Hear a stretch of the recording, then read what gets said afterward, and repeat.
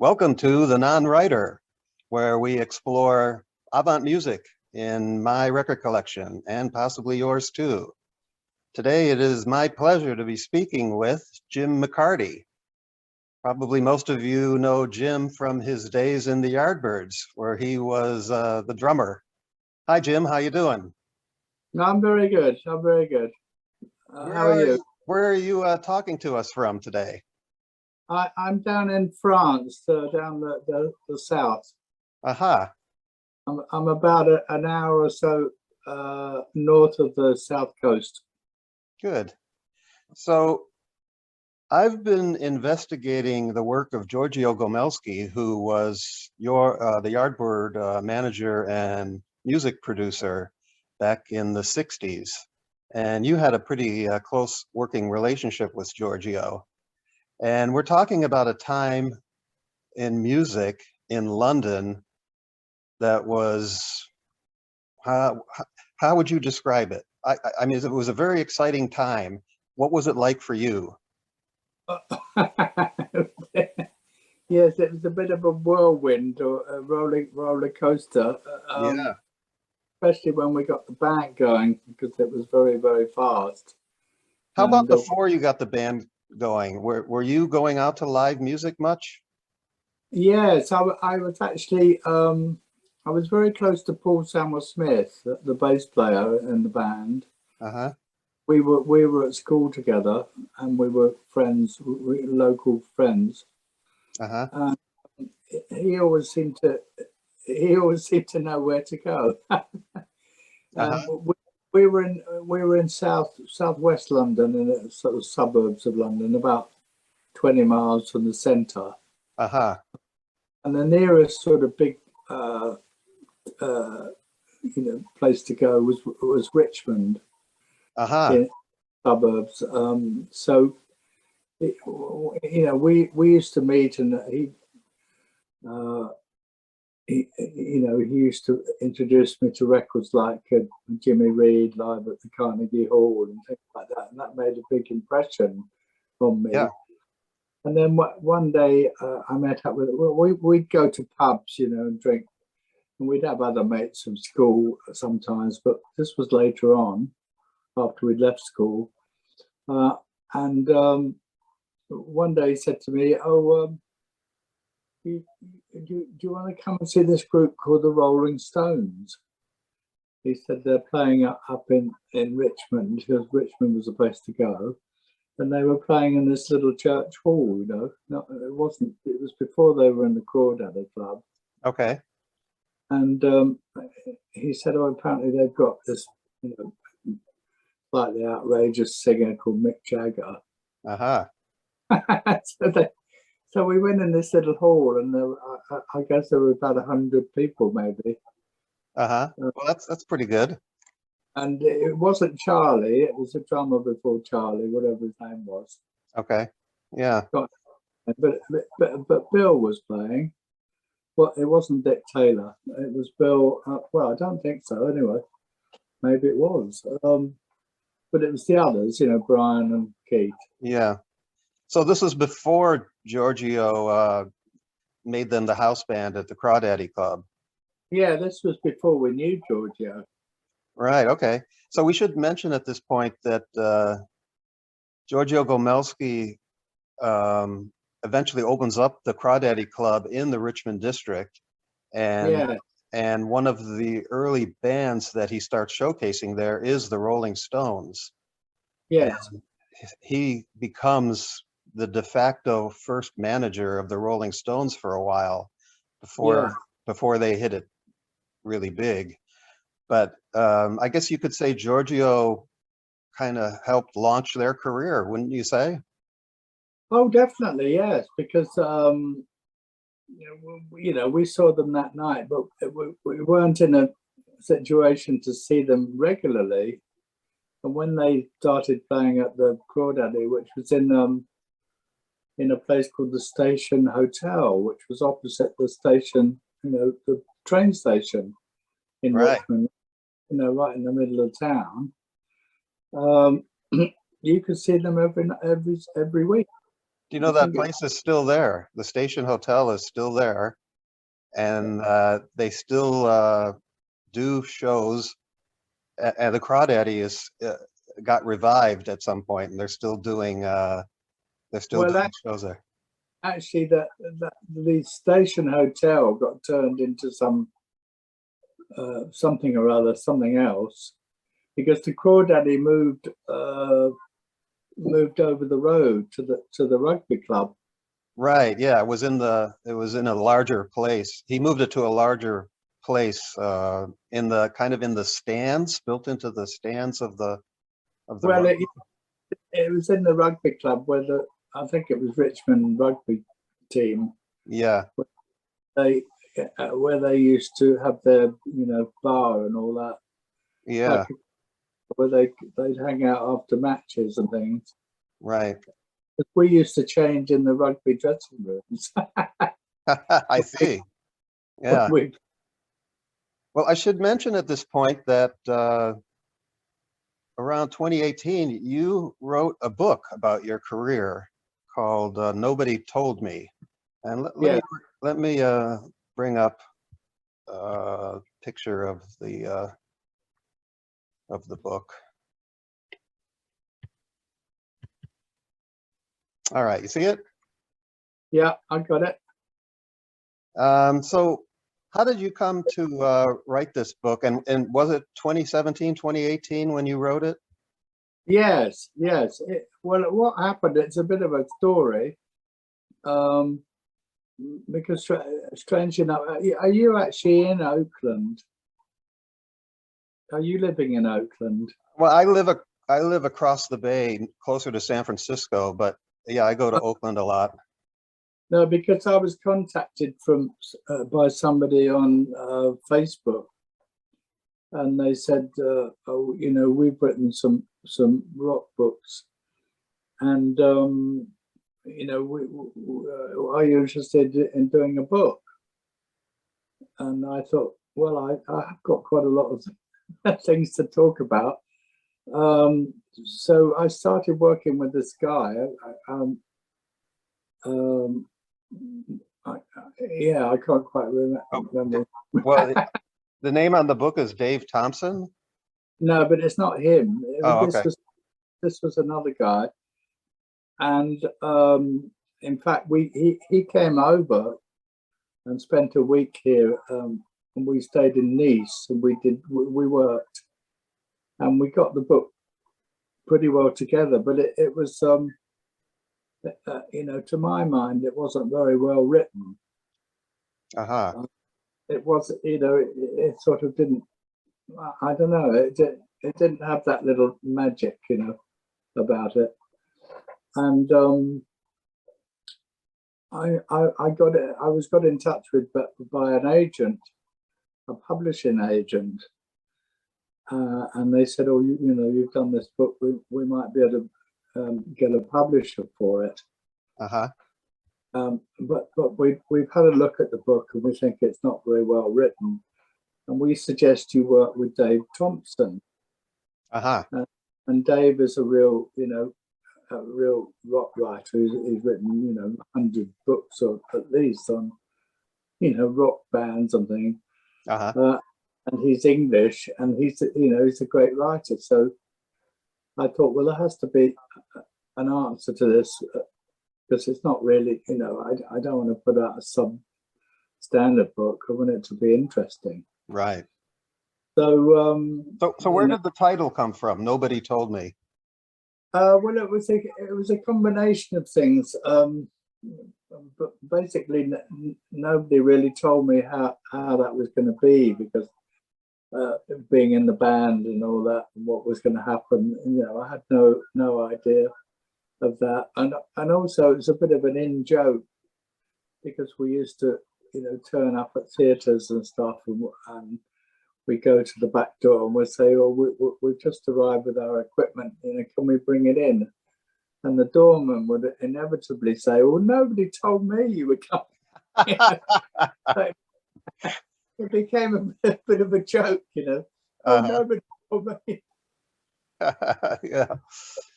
So, So so I thought it was funny. I didn't actually know that John Lennon had written a song called Nobody Told Me. oh, I yeah, I realised that, in fact, I hadn't used that influence. And then John Mayall did an album also called Nobody Told Me. uh-huh. So, Fairly recently. So well, anyway, now we have the book.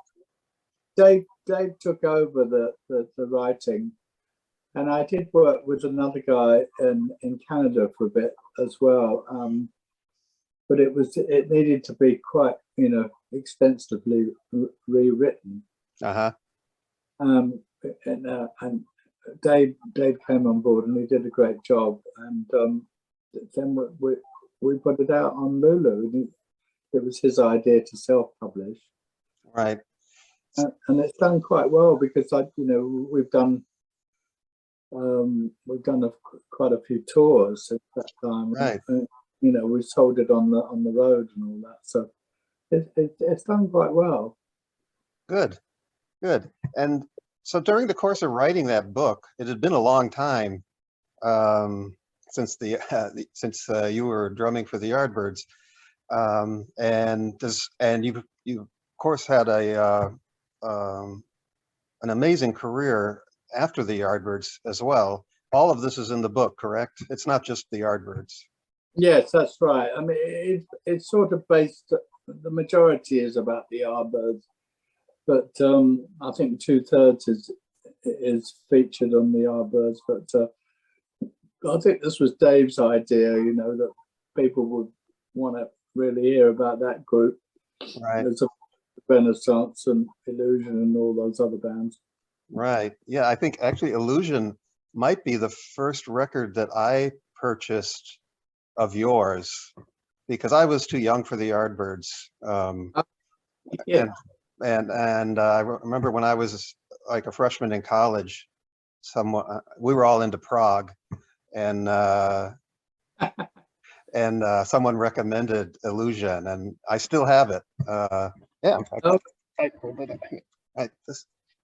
Oh yes, that's right. It always sounds so good now, Yeah. And then they're bringing out a box set this year. Oh, really? An Illusion box set, I think, with 5 albums in it or something. So Who's releasing that? Demon. Oh, okay. Good. Do you know when that's coming out this year? Yeah, in September, I believe. Oh, okay, good. Excellent. Well, yeah. Are you still in touch with even during your time with the Yardbirds? There were quite a few personnel changes. You were one of the guys that was there for the duration, along with Chris Dreja and Paul Samuel Smith. Well, Paul ended up leaving actually, though. But are you still in touch with those two guys at all? Yes, I am, because we have a company, that picks up all our royalties and any new releases. I mean, there's new releases all the time of all the old stuff. Right. They find more and more, outtakes and live recordings, and so it's an ongoing thing, and there always seems to be people interested. So how are those guys doing? So yeah, Chris is quite difficult because he got quite ill. Oh. We were working together. We were still playing the Yardbirds up till I'm still doing it, but he was still involved up to like about 10 years ago. Right. And right. then well, you kind of had a reunion, right? I mean, the Yardbirds sort of ended in '68. Yeah. And then there was a reunion, or maybe more than one, I don't know, but and you were there for all of it, I believe, right? Yeah. Okay. But we decided in the mid-90s to reform a version of the Yardbirds, the two of us, and we did play quite a lot, and then we recorded another album called Birdland on Steve Vai's label. We recorded that in California. Okay. and with a whole load of, you know, guitar playing guests, which was quite good. You know, Joe Satriani and Steve and Brian May, and Oh, interesting. even Slash played on it. Huh. Yeah, so that, you know, that was a good recording, and then we kept going, and then finally in about 2010, yeah, Chris found it too much for him, and he had a stroke while he was on the road, I see. and he ended up in UCLA in the hospital. Oh, how's he doing now? And I don't think he's too well now, because I haven't been able to get in touch with him.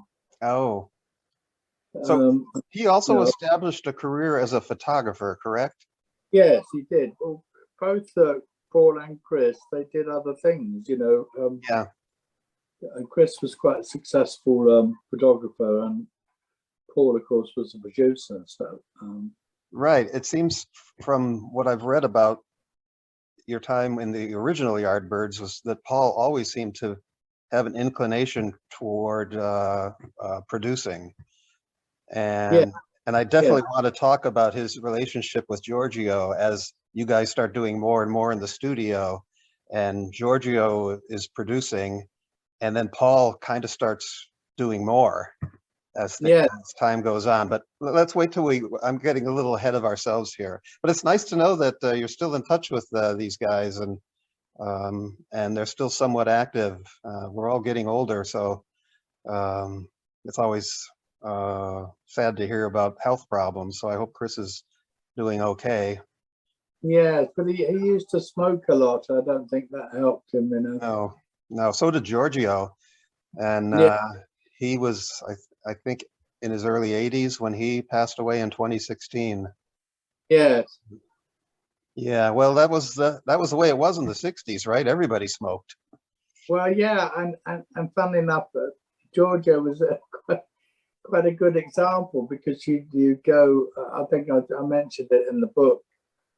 We would go to his apartment, and he lived in a sort of quite a fashionable side of London. He lived in South Kensington, I was called that district, and we looked upon him as a sort of a bohemian, you know, a real bohemian that smoked, you know, Gauloise cigarettes,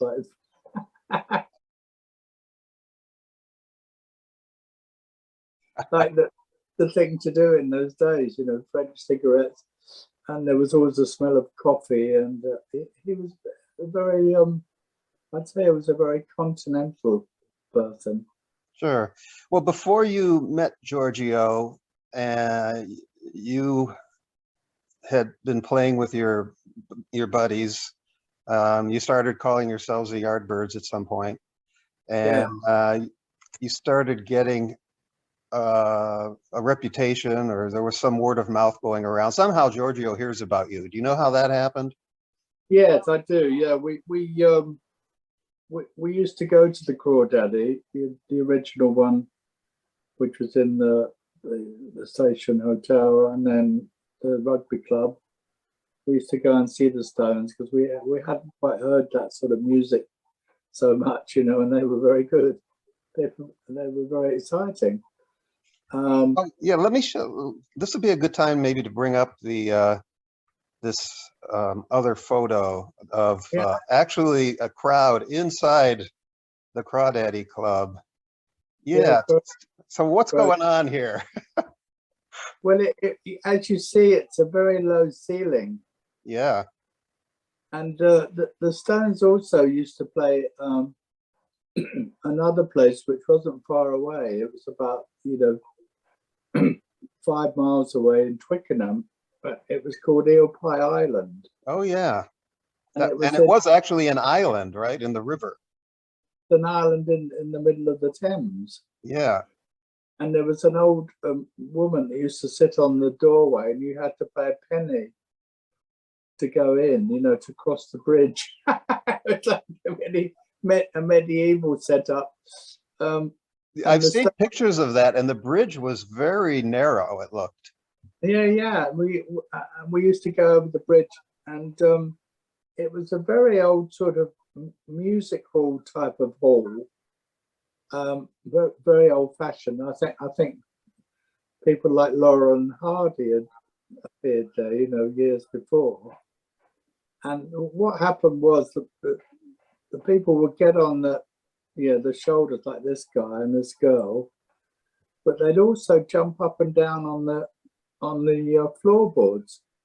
Yeah, here's another picture. All the floorboards would go up and down. Oh, it's like what?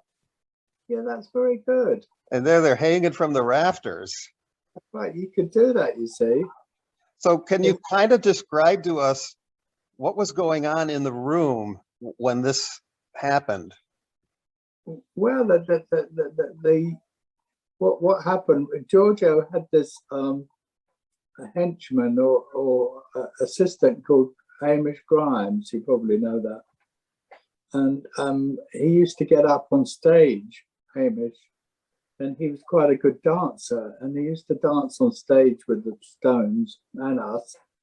And he used to wind all the people up, and it was all, it was all very exciting music. People hadn't heard music like this in a small club, and they got carried away with it. Well, one thing that the Yardbirds were known for was something that got called the rave up. Can you tell us about that? Yeah. Well, this was a Giorgio word, I think. I think he coined the rave up expression. And the thing what made us different was we to the Stones was we used to play sort of quite a long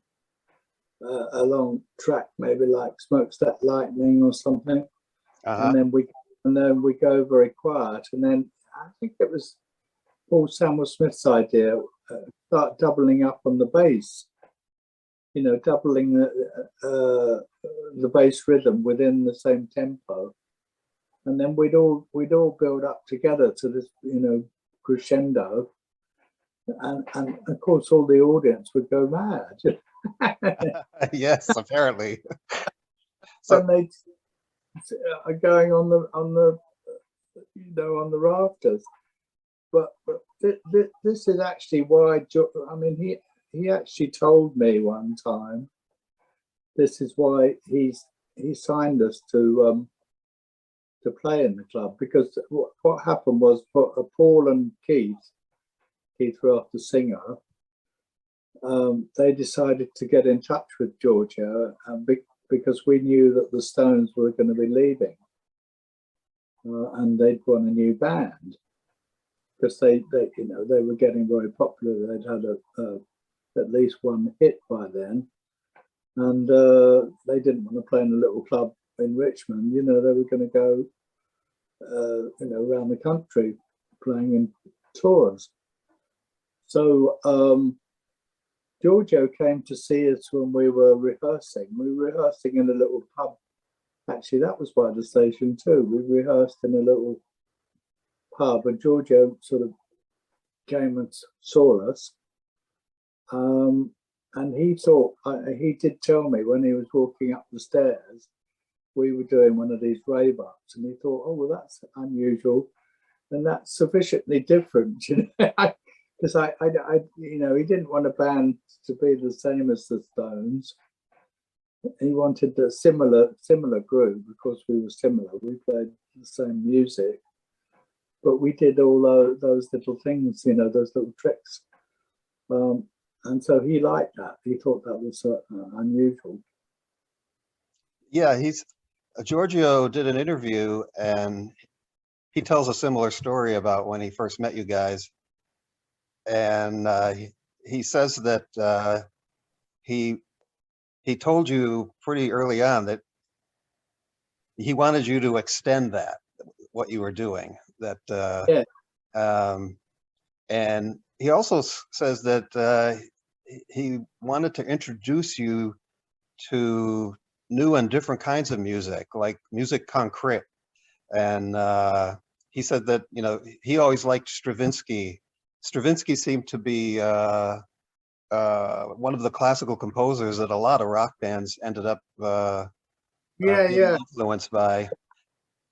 And yeah, and Giorgio himself came from Russian origins, yeah. and had exposure to, I guess, more avant-garde classical type of music. So did he Yeah. actually present some of that to you guys? I don't remember that. I don't, but we used to like that music. We did like, particularly Keith and Paul would like sort of quite different avant-garde type of music, and we liked jazz. And Giorgio was a very big jazz freak, wasn't he? Right. In fact, yeah, before he got into the R&B stuff, I think when he arrived in London, he was working for a jazz magazine, and he was doing some film work trying to document jazz shows. But so yeah, his background was definitely more jazz before he became seduced by R&B. Well, yes, he obviously thought we could bring all those influences in, which we did. Yeah. I don't remember him introducing any music, but I know he was quite good. One thing he said was, "Oh, when when we a bit later on when we were touring and traveling around more, he said, "Oh, you're driving in a bus or you're waiting in a dressing room so much time. Why don't you use that time to make up songs?" Which was a good advice, because Right. of course we were all green. We didn't know anything about the money or how we got paid for songwriting or So how were publishing. you selecting songs then? If you weren't writing the songs then, how did you pick a song? Well, we found an album somewhere, or somebody came up with an album that Eric Clapton came up with an album by the original whoever it was that did Hang On Sloopy. There was a live album, and he said, "Oh, let's do the song Hang On Sloopy." Right. Long time before McCoy's and us did it. I can't remember what it was, but things like that. Someone would have an album. Of course, a lot of Jimmy Reed albums and that we suggest, "Oh, let's do this," but we won't do Bright Lights, Big City because the Stones do it. You know what I mean? Yeah. Or a Chuck Berry album or a Slim Harpo or whatever, and try and avoid the ones that the Stones did. So talking about Giorgio's jazz connections, one of the bigger clubs that you guys would end up playing was the Marquee, right? Yes. And that was apparently owned by a jazz musician, Chris Barber. Yes. And Yes. Giorgio would end up working with Chris later. Yes. He produced some of Chris's albums, I think. Oh, okay. Yeah. I mean, he was very involved with the British National Jazz Federation. Right. Right. I think that was the company that brought over the early blues singers when they all came together and did little tours. Right. And then there were these festivals that were going on. And I think, like you were saying, they started out like jazz festivals, and then they turned into blues festivals. And there was this opportunity to bring over the blues musicians from America to festivals in Europe and in England. And this happens right about the time that you are working with Giorgio, and you end up doing your first recordings with Sonny Boy Williamson, correct? Yes. So tell me how did you end up meeting Sonny Boy, and how did that all come together? He was involved in bringing them over, as I said, and they would play maybe a half a dozen halls in England, Of course, we'd love to go and see them. We used to go and see them in Croydon, in the place called the Fairfield Hall, that was the biggest hall local to us. And we actually had a gig in Croydon. We played in a little pub. And one day, Giorgio said, "Oh, I'm coming down. I'll bring some of the blues people down," because they played in the Fairfield Hall. So he brought Sonny Boy and a few other blues guys. I think Otis Spann or somebody, people like that. Or Big Joe Turner or someone like that. Uh-huh. And they sort of jammed with us. They played a couple of songs in the pub. Uh-huh. which was great. And then so this was just spontaneous? Well, almost. Yeah. Uh-huh. I mean, it was the sort of idea that Giorgio would have, Right. because you'd never know what was going to happen with him. Sure. I mean, you'd get woken up in the morning, at 7 o'clock or something, and say, "Oh, come on, get up, because we're doing a TV or something, or we're doing a publicity stunt somewhere or other." So Yeah. you never quite know. You had to be on your toes all the time. So did you strike up a rapport right away in these first sessions that you were playing? Do you mean with Giorgio or with with Sonny Boy? Because this is like two completely different worlds colliding. These old blues masters and you young musicians aspiring to play the blues. Well, it was crazy. I don't know how we ever got on at all, but we seemed to. He seemed to sort of quite like us, and he'd chat to us and stuff. But he was a bit of a mystery. I mean, we didn't know that culture at all. And, Sure. Of course, he would love Jack Daniels. He would drink a lot, and we rehearsed a lot of songs with him, and in the day, and then when it came to the show, he played a whole load of different ones. Right. And he just started playing the song, and we were supposed to join in. What key is it? What key is this? So you were essentially his backing band, right? Yeah. Uh-huh. And you do a number of gigs with him, and then Giorgio gets one of these recorded. This turns out to be the very first recordings of the Yardbirds. Can you tell us about that? Yeah, well, it was like I said, it was very, we didn't quite know. I mean, it sounds like that when you hear it. It was very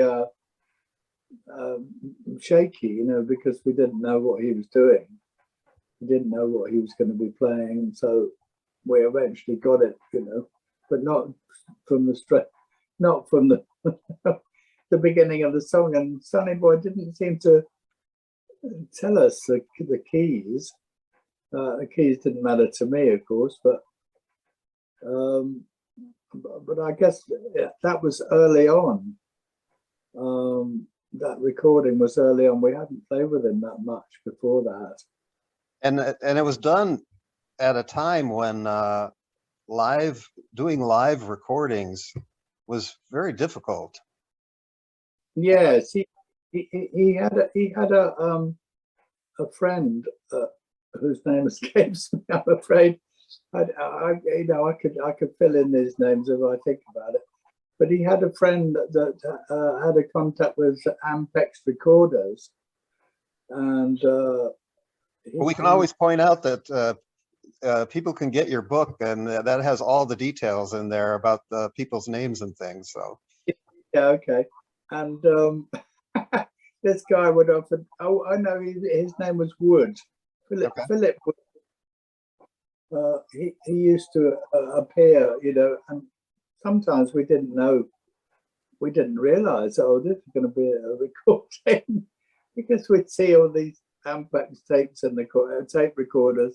Right. And Philip would appear and say, "Oh, let me do a bit of a sound check," and So we'd say, "Oh, what are we doing?" And I said, "Oh, we're making a recording."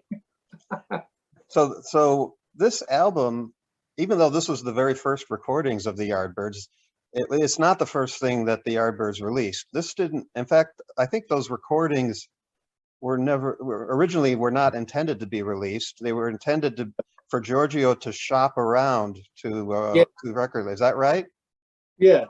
We did a series of like demos. They were called demo recordings, demonstration, I guess, at a place called R.G. Jones, which was like a little studio in our area. That was, that had quite a nice charm to it, and we did a few songs. I think we did like Boom Boom, John Lee Hooker, and Keith made up a song. We played Honey in Your Hips or something like that was called, and we did a Chuck Berry song, and then Giorgio, tried to sell it with the record companies. Yeah, and then eventually they did get released. So it's kind of bootleg quality, I guess you might say. Yeah, well, that was the problem. We never knew anything was going to. We never knew the future, so we didn't know all these old recordings, and it worked for the BBC as well. We did these live recordings, thought people were going to play them on the radio, not knowing that 50 years later they'll be on an album. Right. Because they would always tell you, "Oh, don't worry if you make a mistake, but they're only going to be listened to maybe once." Yeah. So you end up spending quite a bit of time with Sonny Boy. I believe he kind of lived with Gomelsky for a few months. Yeah. And you're touring around and you're playing with him. Eric Clapton is in the band at this time, and he idolizes, like I suppose all of you are idolize Sonny Boy. There's the story about Sonny Boy. There was more than one Sonny Boy in the American blues scene. There was an earlier Sonny Boy, and then the Sonny Boy that you played with ended up taking the name as well. Yeah. And you guys apparently knew something about this, and there's a story that Eric asked Sonny Boy about it, and this upset Sonny Boy greatly. Do you know this story? Yes, I do. And what he got a knife out or something? I don't know. That's what I heard. Yeah, he got a knife out, but you didn't see that happen. I don't remember that happening, but these stories get cooked up, don't they? They're like, I suppose. But did Eric express any fear about Sonny Boy? Well, I think there was a story. I remember we all got together one time, and somebody said, maybe Keith said, "Oh, for God's sake, don't say anything about, are you the real Sonny Boy?" Because he was Rice Miller. His real name was Rice Miller. Oh, really? Okay. The old Sonny Boy was dead. Yes, and I guess he'd probably had trouble with agents booking him, saying, "Oh, you're not really the real Sonny Boy," and trying to take the court, in America. Who knows? Right. So the time comes then where you actually go into the studio for the first time to do some recording. And 3 songs are the first thing that you record. And the names are Baby, What's Wrong? Baby, honey, what's wrong with you? Well, now, baby, honey, what's wrong with you? Boom, Boom. Boom, boom, boom. I'm gonna shoot you right down and knock you off of your feet and take you home with me. And Honey in Your Hips. When I get out on the dancing floor, there ain't no stopping for an hour or more. Go rocking up and down and around.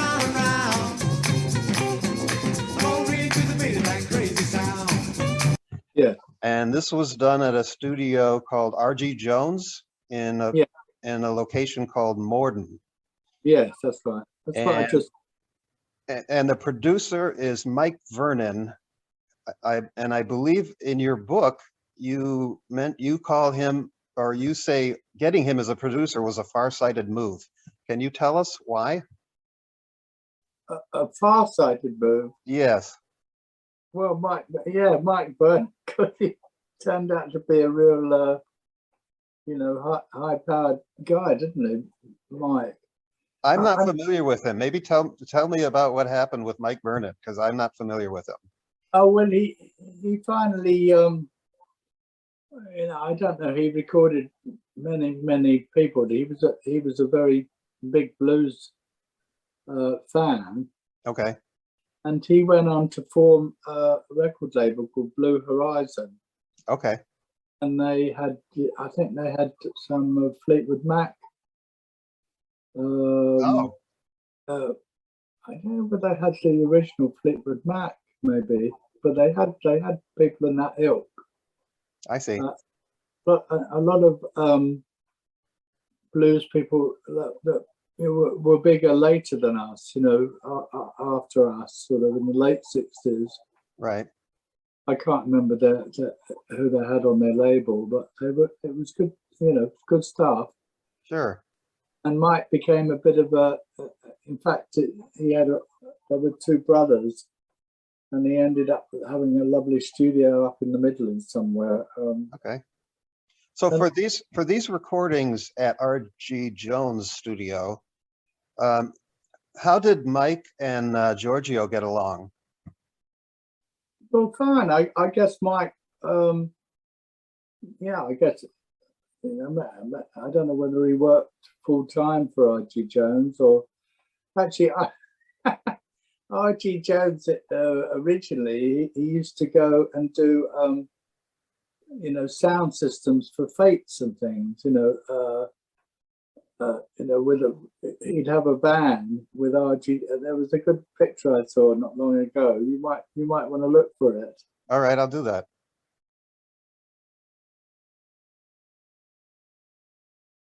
As a sort of a band with a sort of horn on the top. This would be R.G. Jones would be doing the music for some outdoor. Oh, I see. Fate or something.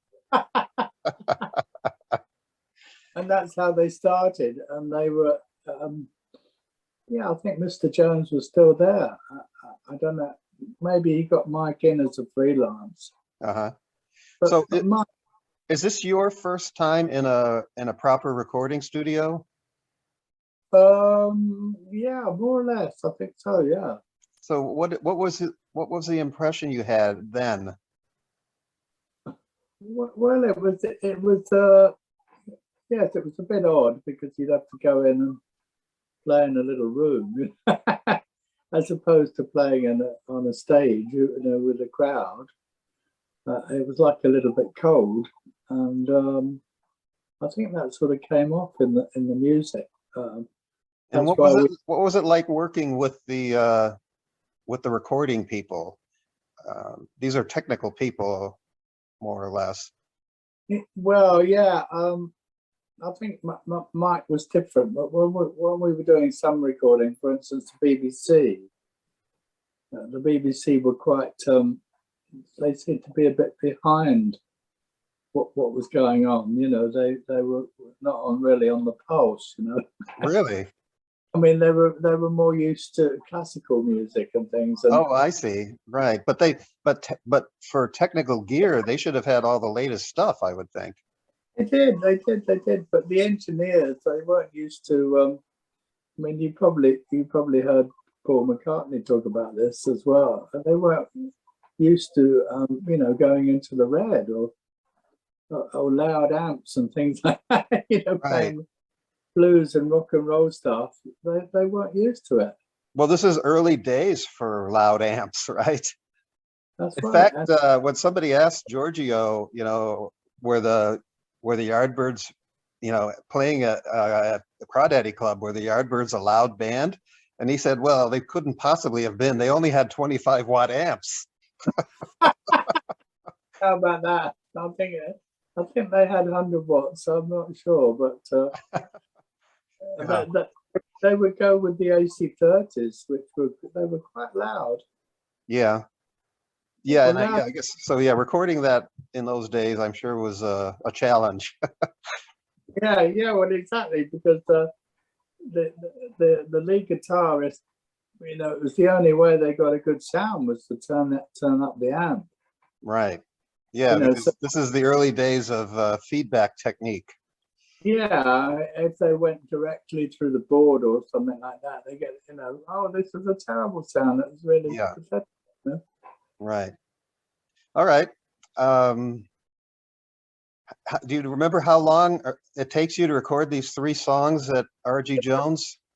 Yeah, I think it was just an evening. One evening. Yeah, one evening. I think two of the songs we knew we used to play on our show, and then "Honey in Your Hips" that was made up. Relf made that one up.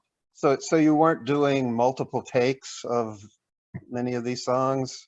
Well, maybe a few, but we didn't know. It was done in an evening. Right. Great. I know Giorgio liked to work fast, he said, because he thought things would get stale in the studio if you took too much time. Well, that's true, and also he wanted to save money because he Of course, there's always the money. I mean, he was paying for these things. Yes. Right. Because we were so green, we didn't know, you know, we didn't realize who's paying and who's getting what, or we had worked all that out. But as we would find out with the Yardbirds, you guys your sound was really a live band sound. I mean, that was where the songs really shined in the live setting. So it must have been very difficult for Giorgio to try and get that live feel in the studio. Oh yeah, that was our main problem. Yeah. That's why we did the live recording at the Marquee. Right. That was for 5 Live Yardbirds. Yeah. Yeah, which was your first proper album, right? Yes. Yeah. Okay. And we'll get to that in a second. I'm trying to stick to the chronological recordings here a little bit, Okay. because it's as I've been researching this, that's been difficult for me to figure out when a song was recorded as opposed to when it was released, because it's not the same thing. There's songs are not released in chronological order of being, you know, how they were recorded. So, No, it's not us. And so the next studio songs you record are called "A Certain Girl."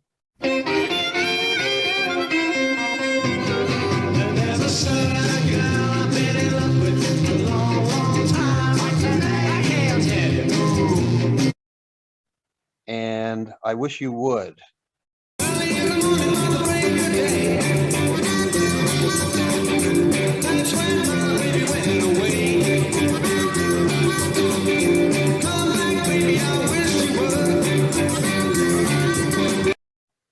But I wasn't able to find out what studio you recorded those at. Do you remember? Yeah, these were recorded at Olympic. Oh, okay. Can you tell us a little bit about Olympic? Yeah, and Olympic was a much more, it was in the centre of London, in the West End. It was just off Baker Street. Okay. Which was right in the middle of the West End. So it was a much more busy sort of atmosphere. And well, this is like the business, because, you know, the R.G. Jones in Morden, that was like a little suburb. Right. So this was like in the centre of happening in place. And yeah, it was a big studio. So it was a big room that we recorded in. I see. And again, in one day you did these 2 songs? Yeah, I don't really remember now. But probably, yeah. But we would work all day and the evening as well. Yeah, he didn't worry about pushing us, Giorgio, you know. Uh-huh. Yeah, he was quite severe, I think. So what would he do? Well, he'd say, "Oh, well, the studio's booked. You know, we're going to keep going, and maybe we go on late. You know, start in the morning."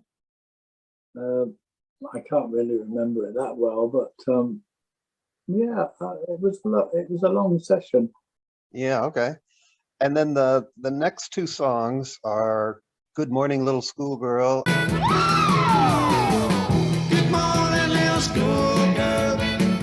Good morning, little schoolgirl. Can I go home with? Oh, won't you let me go home with you so I can hug her? And "I Ain't Got You." Got a mess around the juice with the snakes in a bowl. I got a charge down and go back. But I ain't got you. Is that also at Olympic? I would think so. Yeah, I Okay. would think so. You remember anything about recording those? Yes, I'm trying to remember the name of the engineer.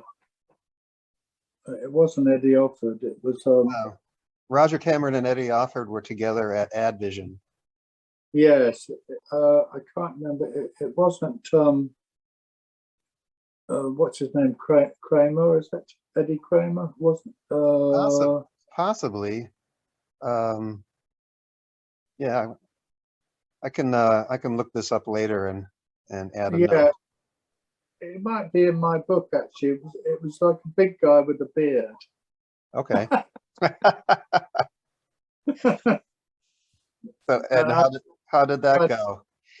I think he might have been one of the one of the owners or the shareholder of the company or whatever. Okay. But it was a nice studio, and I guess it was a bit like Abbey Road, Oh, really? Okay. but a smaller version. And then Olympic eventually moved out of the middle of London to a place called Barnes, Okay. which is more on the out in the suburbs. Okay. So now you've recorded a bunch of singles, and you're going to do your first album, and it's going to be live. How was that decision made? Well, we tried various. Well, I can't remember the exact chronological order, but we tried doing stuff from our set, and Witchy Wood and Certain Girl were actually released as I think it were they each singles or A and B side, but they were released for play on the radio, and they were good blues songs, but they weren't really hit records, so to speak. Right. Sure. And there was some pressure now for you guys to produce a hit record. Yeah. But you end up doing this live album first, the 5 Live Yardbirds at the Marquee Club. Yeah. How was that performance for you guys? Well, I think that was quite an inspired idea. It was one of Giorgio's better ideas. I see. And it was the same, with the Philip Wood with the Ampex. Oh, I see. Ampex, which were all in there, and but clearly this was not going to be a demo. This was going to be a real album. So there must have been some attempt to get a better recording. Yeah. Oh, yeah. Because I think we were there all day messing around and doing sound checks and all that. Okay. And we were all a bit committed to it, and we got a great. We always got a great audience and a great energy at the Marquee. It was very exciting. Yeah. How many people fit into the Marquee? It was only about probably a little bigger than the Crawdaddy, maybe 300 or something. Oh, okay, good. It's a small club, real hot, sweaty place. Yeah, perfect atmosphere. A good atmosphere when there were, a lot of crowd energy going on. You know? Yeah. Were they swinging from the rafters at the Marquee? Well, they did. Must have been a high ceiling. Yeah.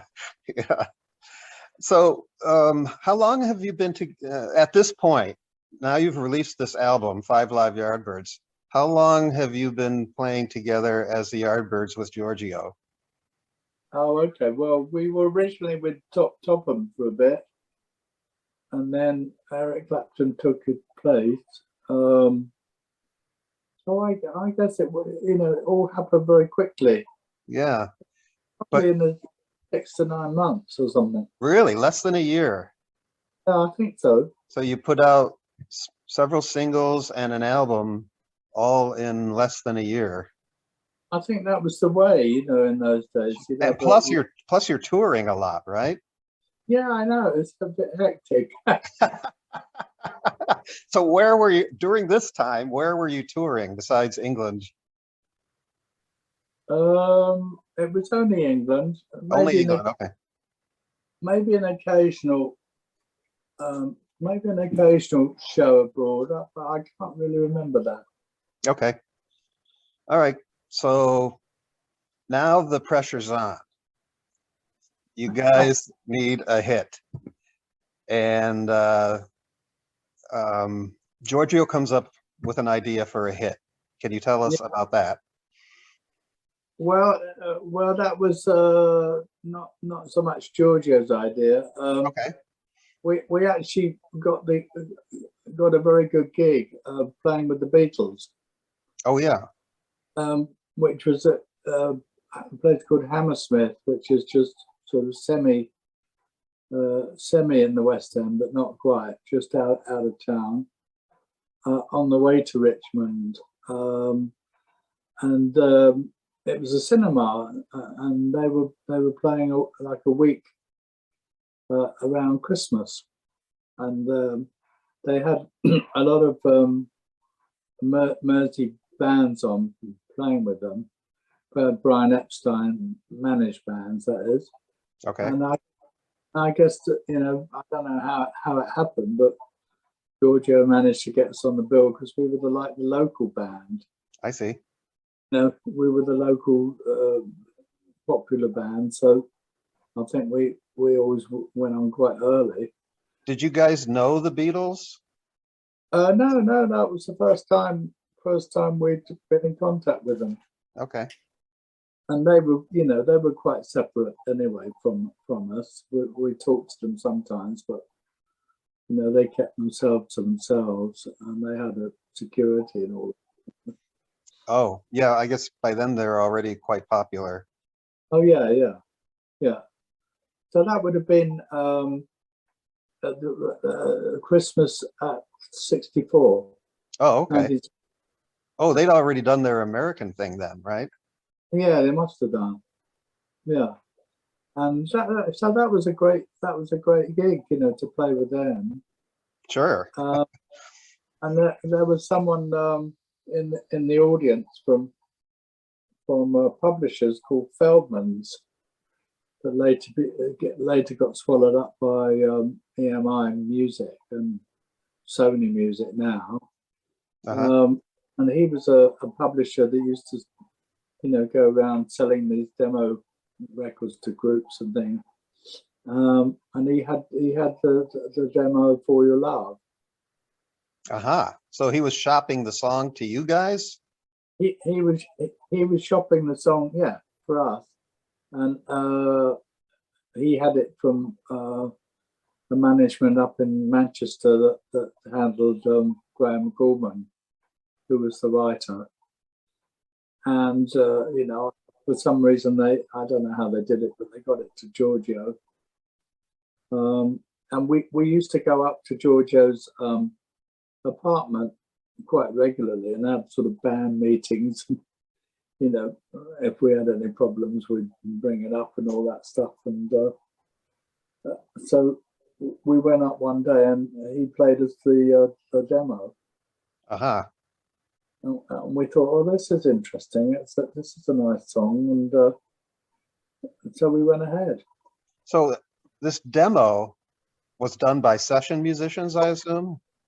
Well, it was done by I think it was done by Graham Gouldman's band. Oh, okay. He had a band called the Mockingbirds, Oh, and because he was a couple of years younger than us, you know, he was a bit of a young prodigy, uh-huh. and he'd written, you know, he went on to write songs of the Hollies and stuff, and Herman's Hermits. You know, he was from Manchester, Okay. which is 200 miles north of where we were. And when you first heard this demo in Giorgio's office, what did you think?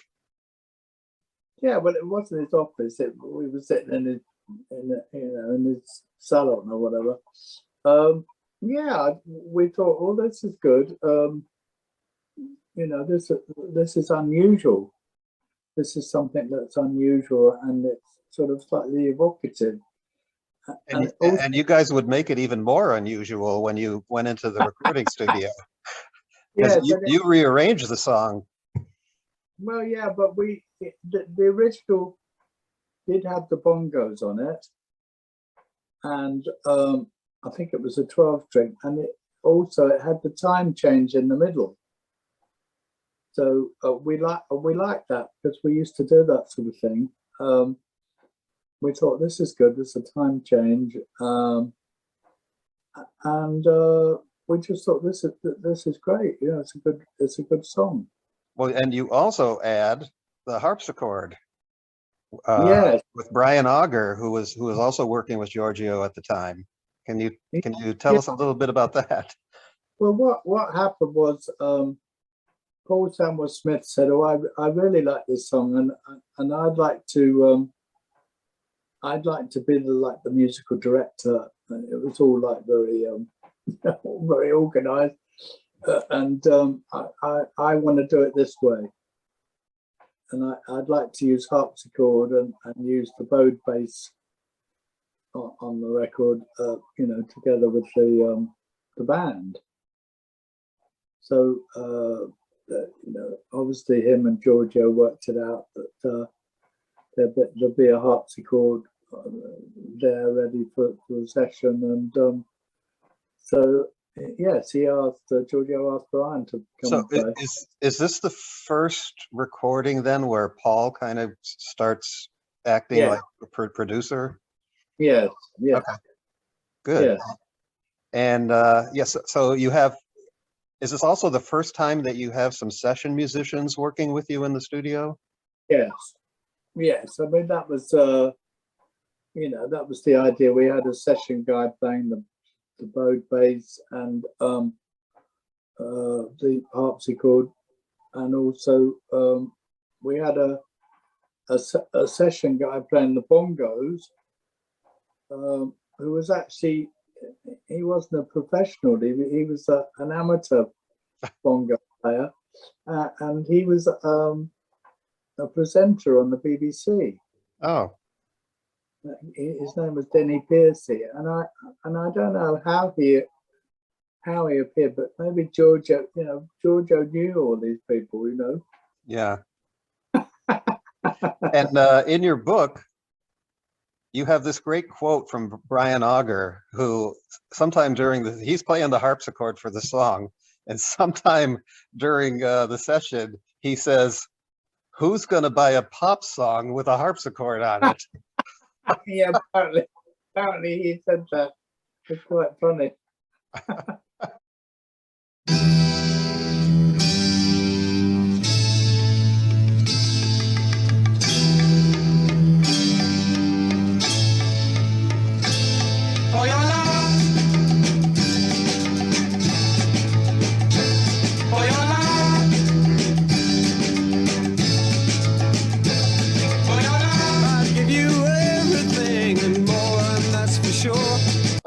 So this must have been kind of I don't know about risky move, but at least a really different move for you guys to arrange the song this way. Well, I loved it. You know, I liked all that, you know, off the wall stuff. You know, Yeah. And of course Eric didn't go with it because it wasn't didn't fit into the way he saw the band, and didn't fit into that blues. Well, yeah, this is kind of the beginning of the end of Eric for the Yardbirds, right?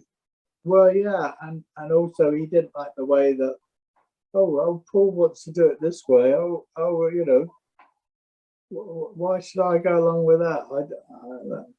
Yeah, well, you described some tension in the band between Paul and Eric, probably even before this. Yes. Well, apparently there was the joke was there was a sort of memo that went round to all the band, you know, this is how that we're going to record For Your Love, and this was from Paul, you know, and Giorgio. Right. And although I didn't really mind that because I was very close to Paul, Eric didn't like it, but he didn't he didn't really go a lot on Paul because you know, Paul changed his name, you know, to Samuel Smith when he wasn't really Samuel Smith. Oh, so they were like oil and vinegar, so to speak. Eric aligned with the low class, you know. Right. Well, Right. in that day, I mean, he changed as he grew older. Right. So Giorgio had a few things to say about Eric Clapton, and I'd like to get your point of view on it. He says he didn't completely understand why Eric left, although it seemed to me that he did. But Giorgio said he thought as you guys were experimenting more, Eric got scared, is what he said, about the material you were doing. Now that kind of goes against what Eric has said. What, you know, the popular lore is he was a blues purist and didn't want to play pop songs, but you guys weren't really doing traditional pop songs. You were pushing the boundaries of pop.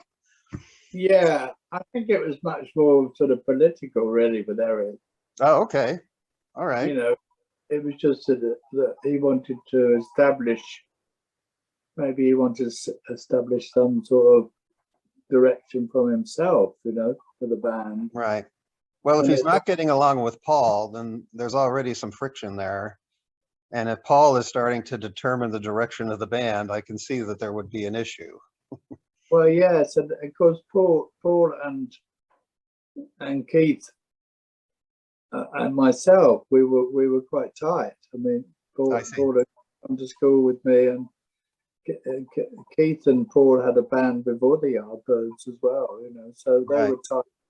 So the three of us were very tight. Right. So Giorgio said he sat down with Eric in whatever Giorgio's office was and had a long talk with him. And let me just read the quote from Giorgio's interview. I sat with him in my office in Soho Square in London, and we started a discussion at 2 o'clock in the afternoon. We didn't even see the day die, and at 10 o'clock at night, we were still talking. It was a big decision because I had a real problem, you know? So that was kind of gives you an idea what Giorgio's thinking about. He's about to lose this guitar player that is very popular with the audience, right? How funny. So do you think does Giorgio, are there band discussions about what are we going to do if Eric leaves? Yeah, I think we were all a bit concerned, but on the other hand, you know, he was a real misery. Yeah, right. And why do we want to work with someone that was like not even sitting with us? You know, would sit in the other part of the band and just be sulking. You know. Really? So it had degenerated to that point. Yeah, really. I mean, it wasn't healthy to be in a band like that. No. You know, So in the end, it sounds like it was kind of mutual between. Oh, Yeah, and Yeah. I remember there was one of Giorgio's friends, a guy from Switzerland, and he said, I remember he talked to us and he said, "Oh, it's so good if you have a bad apple in a box of apples, the whole box is going to go rotten." Right. Remember that? And So, so I could understand it. It was good that he left. yeah. So it does kind of leave the band with a problem, and Giorgio has another unique idea to solve this problem that I had not heard about until recently.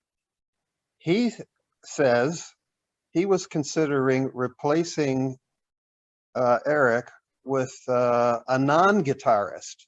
He was interested in a keyboard player, and the keyboard player that he knew and had in mind for the Yardbirds was an unknown Keith Emerson. Did you ever hear about this being discussed? Well, no, but I could sort of understand it because Keith was in another band that used to play at the Crawdaddy. The T-Bones. The T-Bone. Was it the T-Bone? He may have been in another band, but the T-Bones is the one that I know about. And there's a YouTube video of the T-Bones with Keith Emerson. It's amazing.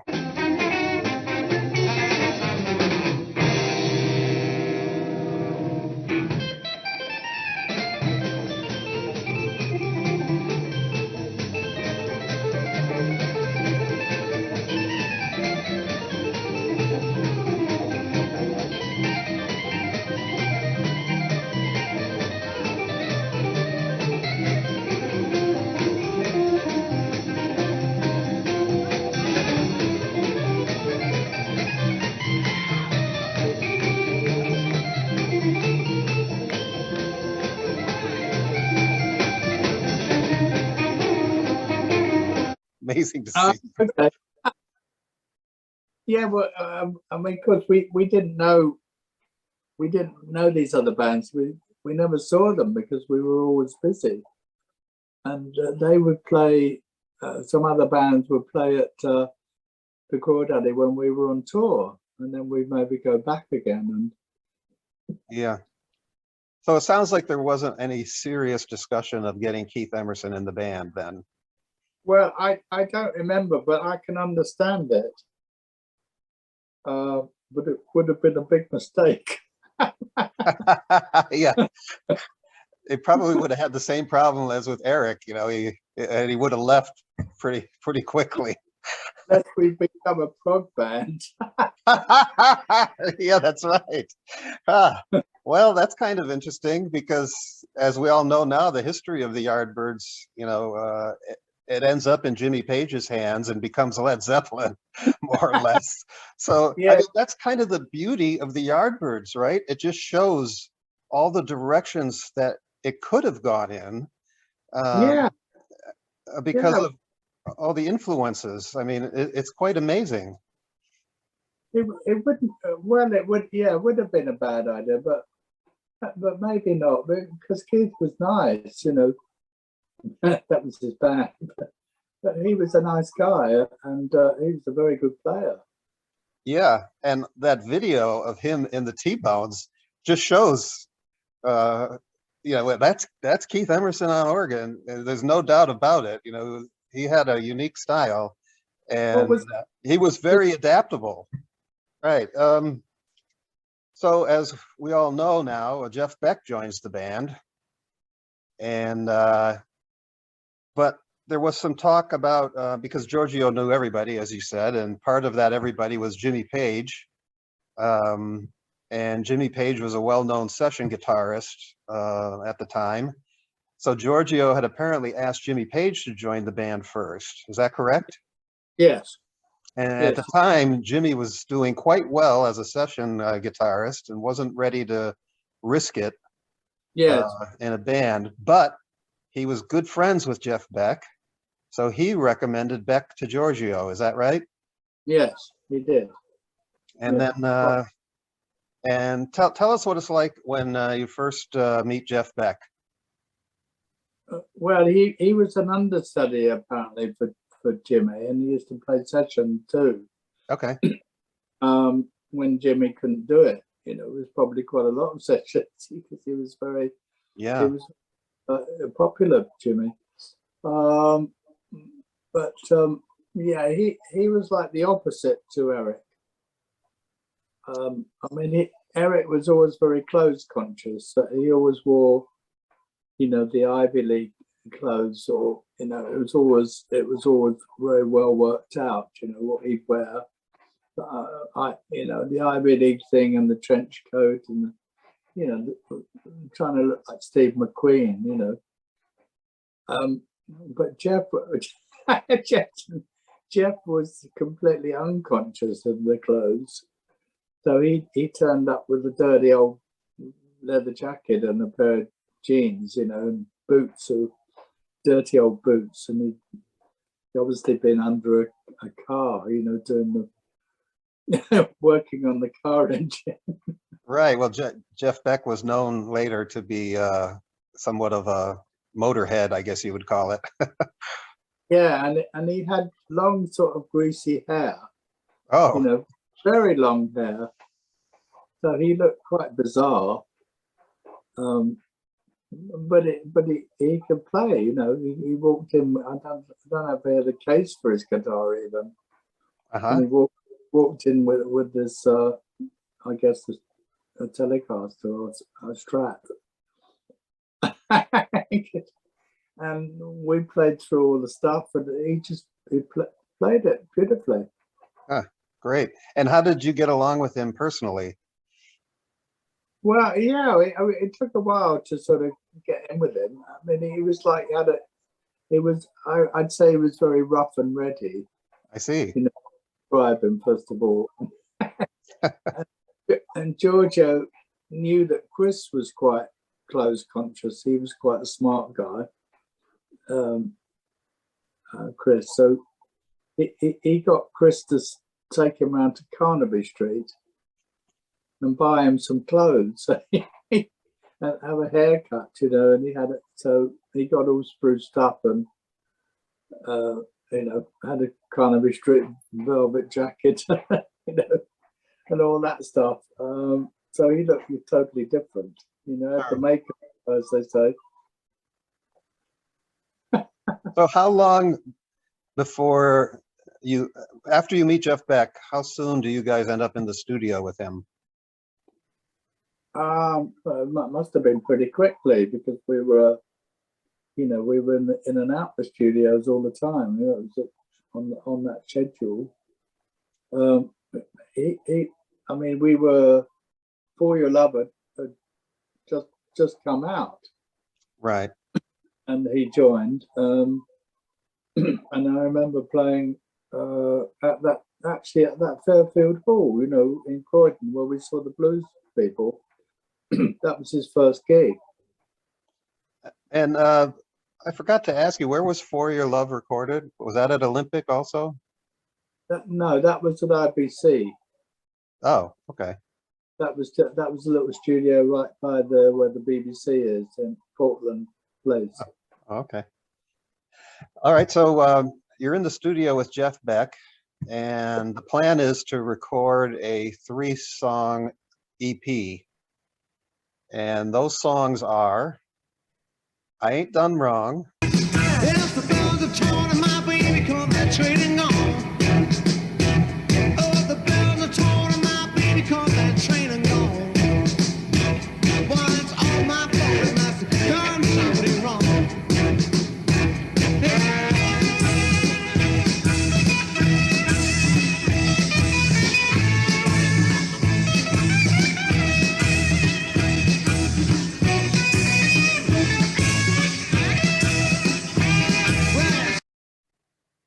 I'm Not Talking.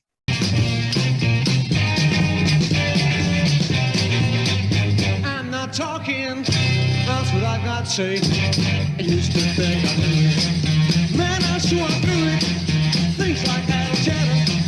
Ain't things that matter. That's one thing I can do without. And My Girl Sloopy.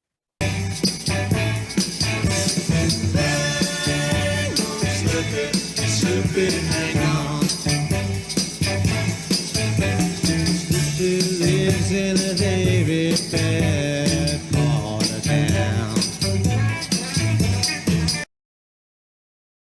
town. But the session is going so well that you add a fourth song, Steeled Blues.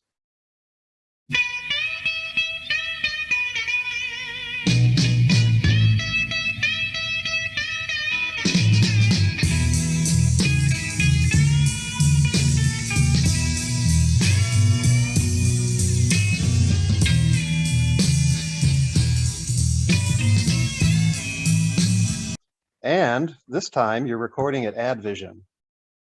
At least I think you're recording at AdVision. Is that correct? Are you at AdVision? Yeah, I think probably, yeah. Yeah, you mentioned that before. Right. I know that for the next song, you're definitely at AdVision because the next song is Heartful of Soul. But before we get to that, when you went in to record this, what ended up being a 4-song EP, and you're playing with Jeff Beck in the studio for the first time. He's an experienced session guy. Yeah. How do those songs go in the studio? Really well. I mean, we actually, when you mention all those songs, we've done quite a lot of work, because I don't think we played I'm Not Talking with Eric. Maybe we did, but it was an idea of Keats to do, whatever his name is, the keyboard player song. Brian Auger? No, the guy that wrote I'm Not Talking. He was a jazz keyboard player. Uh-huh. And what we did to the song, it was barely recognizable really from his version. It was Keith's idea, but that took quite a lot of work. So we must have been rehearsing a lot with Jeff. Uh-huh. And so Ain't Done Wrong, I think that might have been Jeff's idea to do it, Elmer James. Okay. And Giorgio's producing these too, right? Well, it started to get, like it was, it was Giorgio plus the musical director. Oh, Paul, yes, uh-huh. But actually, it's quite interesting for me to see how the band developed, because this was like where we're talking about now was quite a crucial stage between Eric and Jeff. Yes. Those songs with Jeff, that was quite an advance on, what we were doing with Eric, because yes. I'm Not Talking was like a classic, a classic arrangement, and it was like one of the big Yardbirds songs, right? And it took a lot. It took a lot of work, and actually, Jeff put a lot of work into that. Right. And then we get Heartful of Soul.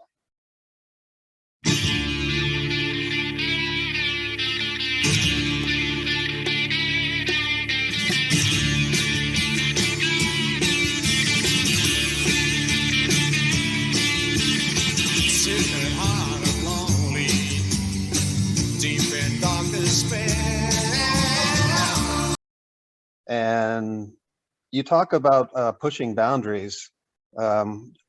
Giorgio again comes up with a novel idea for this song. He wants to use Indian musicians, and he hires a tabla player and a sitar player for the studio session for this song. Did you guys know anything about this before you showed up in the studio? How is the answer? We'd walk into the session, and these two guys were sitting on pillows or whatever, cushions in the vocal booth, and we'd say, "Well, who are they? What are they doing here?" and then you'd wait to see Giorgio. Of course, then he'd tell you, "Oh, well, they're going to play on the session. You know, we're going to have sitar. We're going to have sitar, baby," because he was called a baby all the time. "Yeah, we're going to have sitar on this one, baby." Do you know where he came up with the sitar idea? Yeah, sitar and tabla. Where did he get this idea? Well, it was sort of in the air, you know. I think the Beatles had done something with sitar, or Not according to the folklore that I'm about to reveal here, because no, but Ravi Shankar was quite popular, you know. He like right. a bit of an underground thing.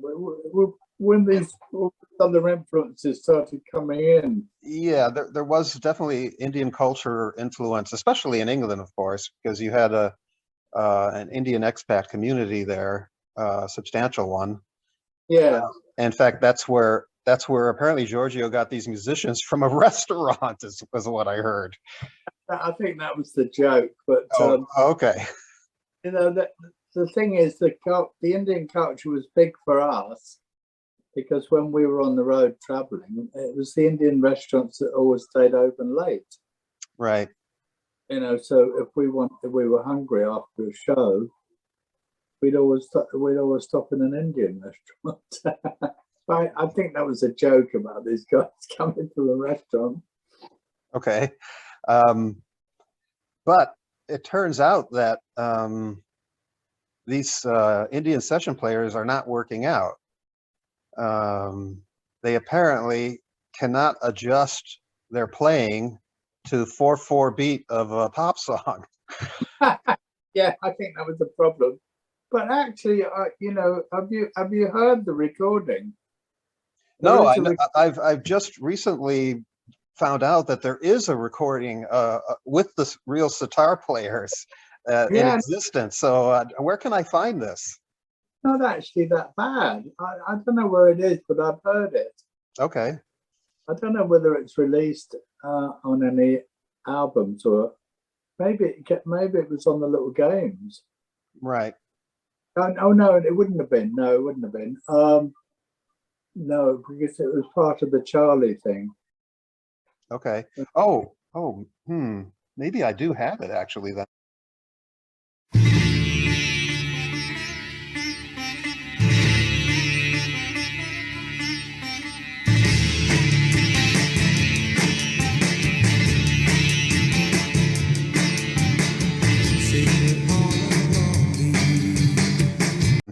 But anyway, somehow Jeff Beck comes up with a sitar sound on his guitar.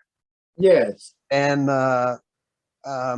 did Giorgio ask him to do that, or how did this happen? I think we were just listening back. You know, we were trying the track, and we were all, you know, trying to make it work. And then we listened back to it, and it sort of didn't have any bite to it. You know, the riff, because it was another Graham Gouldman song. We'd heard the demo, and it was, you know, the demo I think was played on guitar, probably acoustic guitar, and I think Jeff Beck just said suddenly, "Oh well, I can do this, you know. Have a listen to this." And played through the fuzz box, you know. Yeah. But wow, that's good. Sorry, Indian guys. Yeah. So Jeff Beck ends up recording that part, and I guess the rest is history, as they say. But the story goes that the sitar, or somehow Jimmy Page shows up while you're doing this session. He's friends with Beck, so it's and Giorgio, so I guess it's not unusual for Jimmy Page to drop in on a session. Maybe he was at the studio for another session. Anyway, Jimmy Page sees you guys with this sitar player and he's fascinated, and he buys the sitar off the sitar player, is the story. Is this correct? Yeah, well, I've heard this story, but I don't. To be honest, I don't remember that. Okay. But This is I like have- huge folklore now in rock history. I know, it's funny, isn't it? Yes. Because I remember when we went to Australia with Jimmy Page playing. When we went back to England, he went back via India, and he met up with Ravi Shankar, Uh-huh. and went to his house and all that stuff. Right. But this So is I know- this is well after this recording. Yeah, this was like 3 years later. Yeah. Yeah. Let me read to you what Giorgio said about this in this interview in 2007. Jimmy Page bought the sitar off these guys who were on the way out of the studio. For 25 pounds, he bought the sitar. The next day, he took it with him to the studio and to Big Jim Sullivan, legendary session guitarist, who then played it to George Harrison. That's supposed to be the folklore, how George Harrison, after that, will write Norwegian Wood, which is credited as the first pop song to use an actual sitar. Oh, I see. This is what you're getting at. Yes, It's this is the folklore. Well, I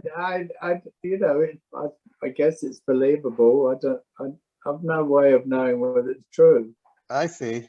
So you didn't see 25 pounds exchange hands in the studio. I probably think go home, I see. All right. Well, this is one of those stories that I'm trying to get confirmation of. Maybe one day I'll get to talk to Jimmy Page about it. The thing is, we all lived out of town, so we all had to, drive back home, which Right. would take an hour or so to get back, and we were probably all tired after the session. Yeah, it sounds like that song, the session for that song was probably a little more grueling than some of the others. Is that right? Yeah. Yeah. And also I wanted to mention these sessions that were done at AdVision, I think is the first time that you're working with Roger Cameron probably, and his assistant engineer, Eddie Offord. Yeah, was Eddie Offord the tape op or what? Yeah, he's probably the tape op, but he's credited as engineer on several of these songs. And he would end up working with Giorgio with other artists not long after this, including John McLaughlin. Eddie Offord was the engineer with, and Giorgio was the producer for John McLaughlin's first solo record, Extrapolation. Well, that was good. Yeah. Yeah.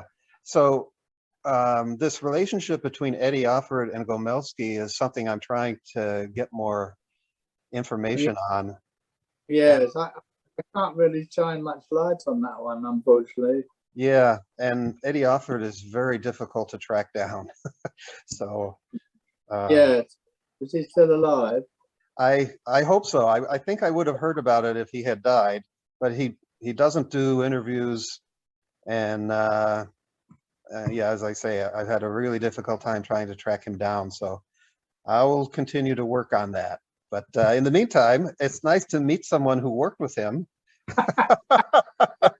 I can't recommend you speak to Paul because he doesn't have a very good opinion of Giorgio. Yes, I'm going to get to that in a minute. But yeah, Paul must have had some relationship or did some work with Eddie during these sessions. I would think they had some interaction, so maybe Paul knows a little bit.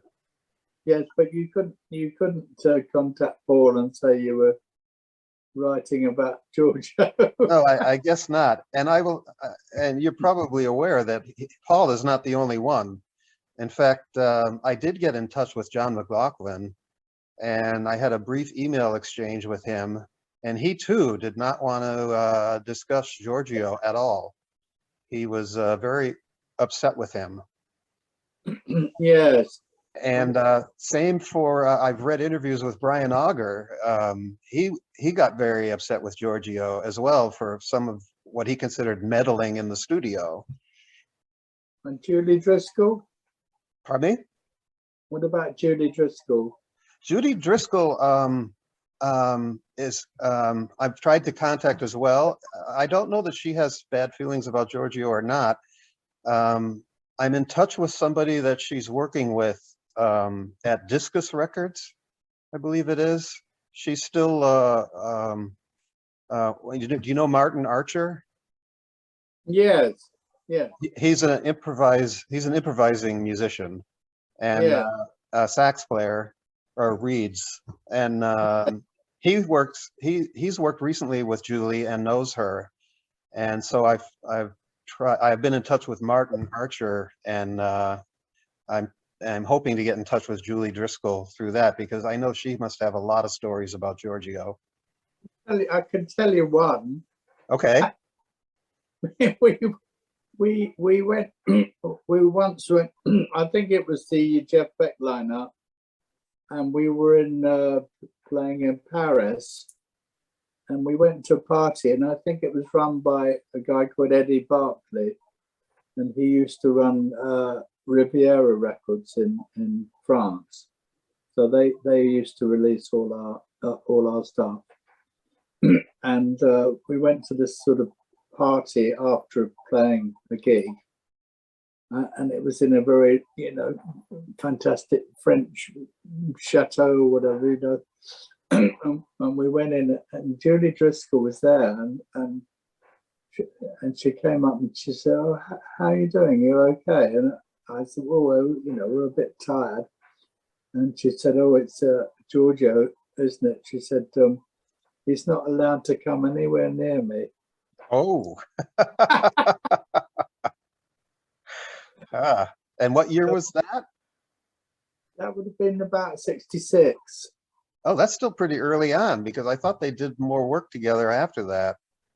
Well, I don't know. Apparently, she had a nervous breakdown. Oh. And she said, "Oh, I can't have Giorgio near me. It's not good for my brain." All right. Okay. Well, in the meantime, back at Advision with the Yardbirds, Heartful of Soul is recorded, and you work on a couple of more songs. One called "Still I'm Sad." See the stars come falling down from the sky, gently passing, they kiss your tears when you cry. See the wind come softly blow your hair from your face. And Yeah. another called "Evil-Hearted You." Evil-hearted you always try to put me down with the things you do and words you spread around against me.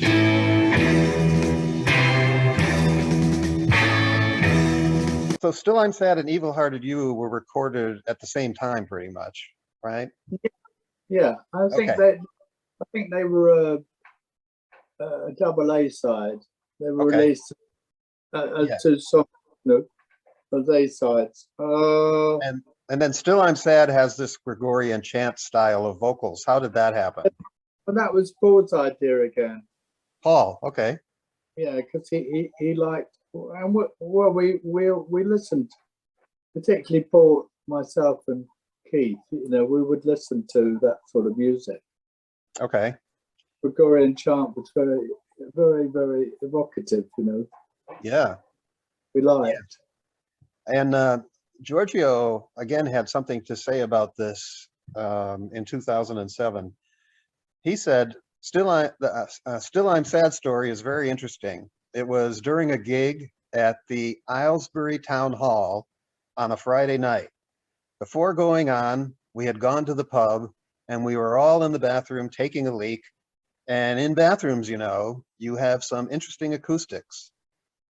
I listen to Gregorian chants and shit like this. So I'm in there leaking away with Keith, and I start doing this thing, and Samuel comes in and joins us, taking a leak, and added his voice to mine. So according to Giorgio, this happened rather spontaneously in a bathroom while they were all taking a leak. Okay, well, maybe that's true. I wasn't, but that could be well true. Because Paul and I used to sing a lot, like we were on a staircase at school, and we'd sing the Everly Brothers, you know, Uh-huh. harmonize, because he loved all that vocal stuff, you know. Uh-huh. Do you remember the Aylesbury Town Hall? I do remember that show. I mean, I remember that show, but I don't remember the lavatory.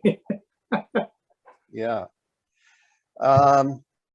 So the recording session for Still I'm Sad includes Giorgio, correct? I mean, he performs on it, right? Yes, he sung on it because they, you know, we wanted that low octave. He gets down low there, you know. Oh. And then it's off to America for you guys pretty soon after this, right?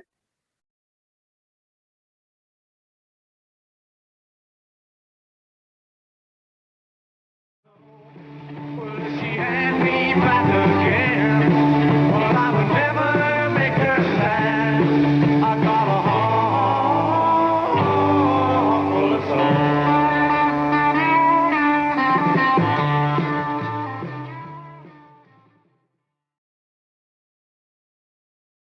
Welcome back to The Non-Writer, where I'm continuing my conversation with Jim McCarty, talking about his days drumming with the Yardbirds and working with Giorgio Gomelsky.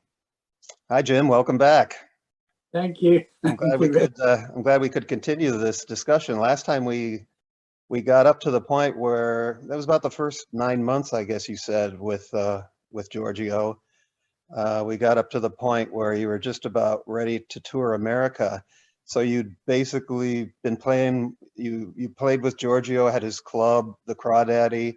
You've done several recordings with him now in the studio. You've had a couple of hit singles. And I wanted to ask you about who was writing what at this point in time, because I know Giorgio, you were doing a lot of, for lack of a better word, cover songs of blues artists, which was many bands of the day were doing that. And then you would kind of make some of those songs your own.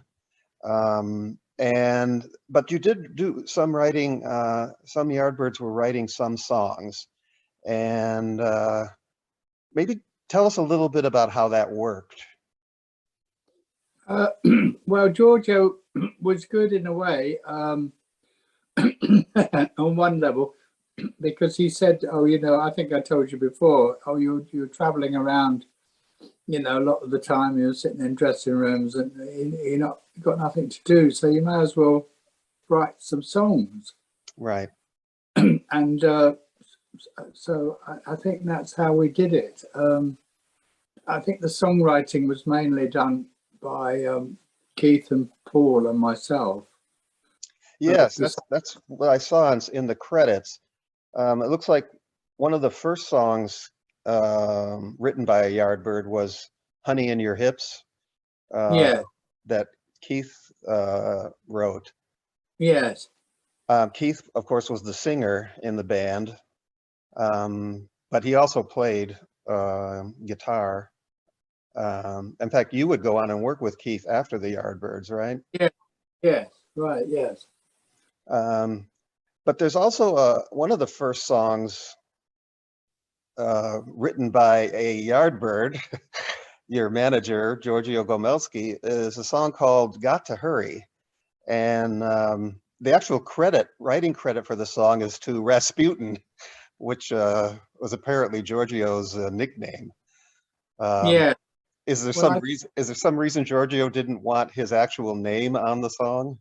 I've no idea. I don't I don't know the answer to that one. Okay. He obviously put his name on it after the event. I mean, we probably, I think we just jammed something in the studio. Right. Yeah. Well, we probably had a choice. You know, we probably did a few things like that, and there was a choice. I see. And it was basically like the sort of Steve Cropper type thing, wasn't it? Yeah. Well, when I listened to the song "Got to Hurry," first of all, we should say that that song was recorded apparently at the same session as "For Your Love," which would turn out to be your first big hit. And really, most of the session was dedicated to "For Your Love," and this song had session musicians involved, and apparently Eric Clapton wasn't so happy with this song. One reason because he didn't have a lot to do on the song "For Your Love" as far as playing, right? Yeah. So at the end of the session, there's some time left, and Giorgio, of course, wants to make Eric happy, I suppose, and give him a song or the B-side or something. And the story I've read is that Giorgio kind of spontaneously hums this blues lick to get a song going, and then Eric plays this great solo over the blues riff. But it sounds like a standard blues riff to me. I'm not sure how somebody gets a writing credit, and if anybody, maybe Eric should get a writing credit because he does this great solo on it.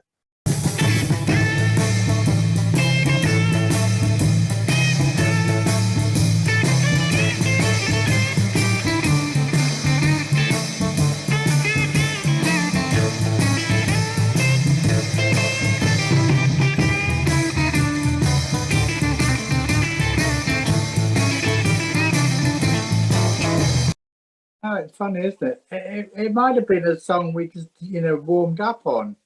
Uh-huh. I don't remember if it was recorded at the same session, because there was so much emphasis on "For Your Love." Right. Got a feeling it might have been done at Olympic at a different studio, but I could be wrong. Right. But it's probably just a warm up, Oh, come on, boys, play. Come on, we got to hurry, because he would say to hurry because he'd be pushing you all the time. Right. And that studio time was precious. Yeah, we got to hurry. I'm paying for the studio bill. Yeah, I should say that the song is an instrumental. There were no words to the song. Yeah, it was quite an easy thing, to take the credit for, and Rasputin was obviously, an in joke. But of course, he knew that the A and the B sides of a single in those days, they got equal payment. Oh, okay. Were equally divided in the middle between. Oh. And so he realised that, which was quite clever, because "For Your Love" was a big hit. So he would have got the same mechanical royalty as "For Your Love." I see. Uh-huh. So there was a little financial incentive there. Yeah. Well, I've heard stories about in those days too, in order to get a song played on the radio, sometimes artists would give the DJ a writing credit on a song. I think that was more in the US. Oh, okay, more in the US. That would make sense. I mean, we had a lot of record industry scandals going on in the US in those days, the famous payola scandals and all. So yeah, that sounds like a US thing to me, but I don't remember that happening. Well, you're about to get a taste of what the music business is like in the US, because the Yardbirds are getting ready to to do their first US tour. And we're talking 1965 here. August of 1965 is the date I have. Does that sound about right? Yeah, that would, yeah. So that would be almost a year and a half after the Beatles had done the Ed Sullivan Show. Okay, yeah. So that's a fair amount of time. I mean, who were the bands? You know, this is all related to the British invasion, which you are about to become a part of. Who were the bands that were invading America from 64 to up to this point? Well, I have to try and remember. Well, definitely the Animals, because I remember being in the same hotel in New York. Uh-huh. But definitely the Animals were one, and then like people like Peter and Gordon. Okay. And I don't know about the Kinks and the Who. They might have come a bit slightly later. Yeah, I think so. Probably Herman's Hermits, because Herman was very big in the States. Right.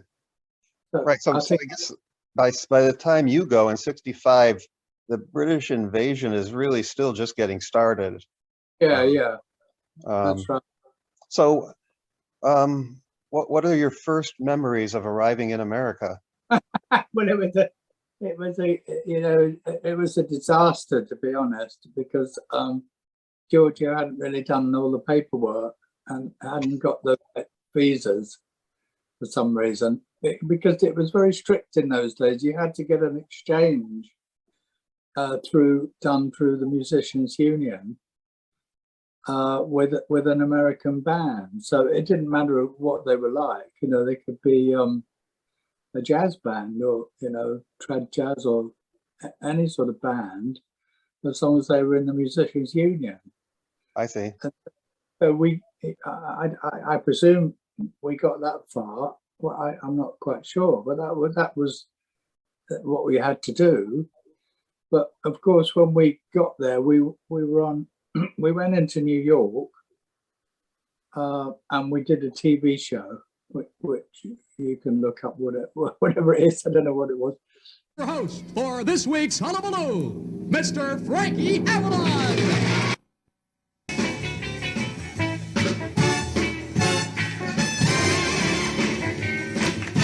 Welcome to Hullabaloo Go-Go.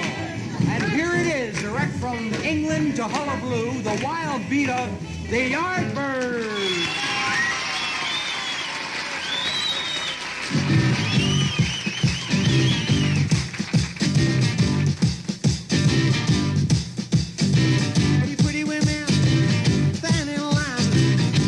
You baby, and now it's time. I'm a man. I spell him A-M, man. But it was bizarre because we obviously played For Your Love, our hit, and because that was a hit by then, and there were these people like David McCallum, who played in The Man from U.N.C.L.E., and he was he was doing like a song and dance. Oh. Long ago, I believe there was Adam, there was Eve, and they lived free of sin, while the sun tanned their skin.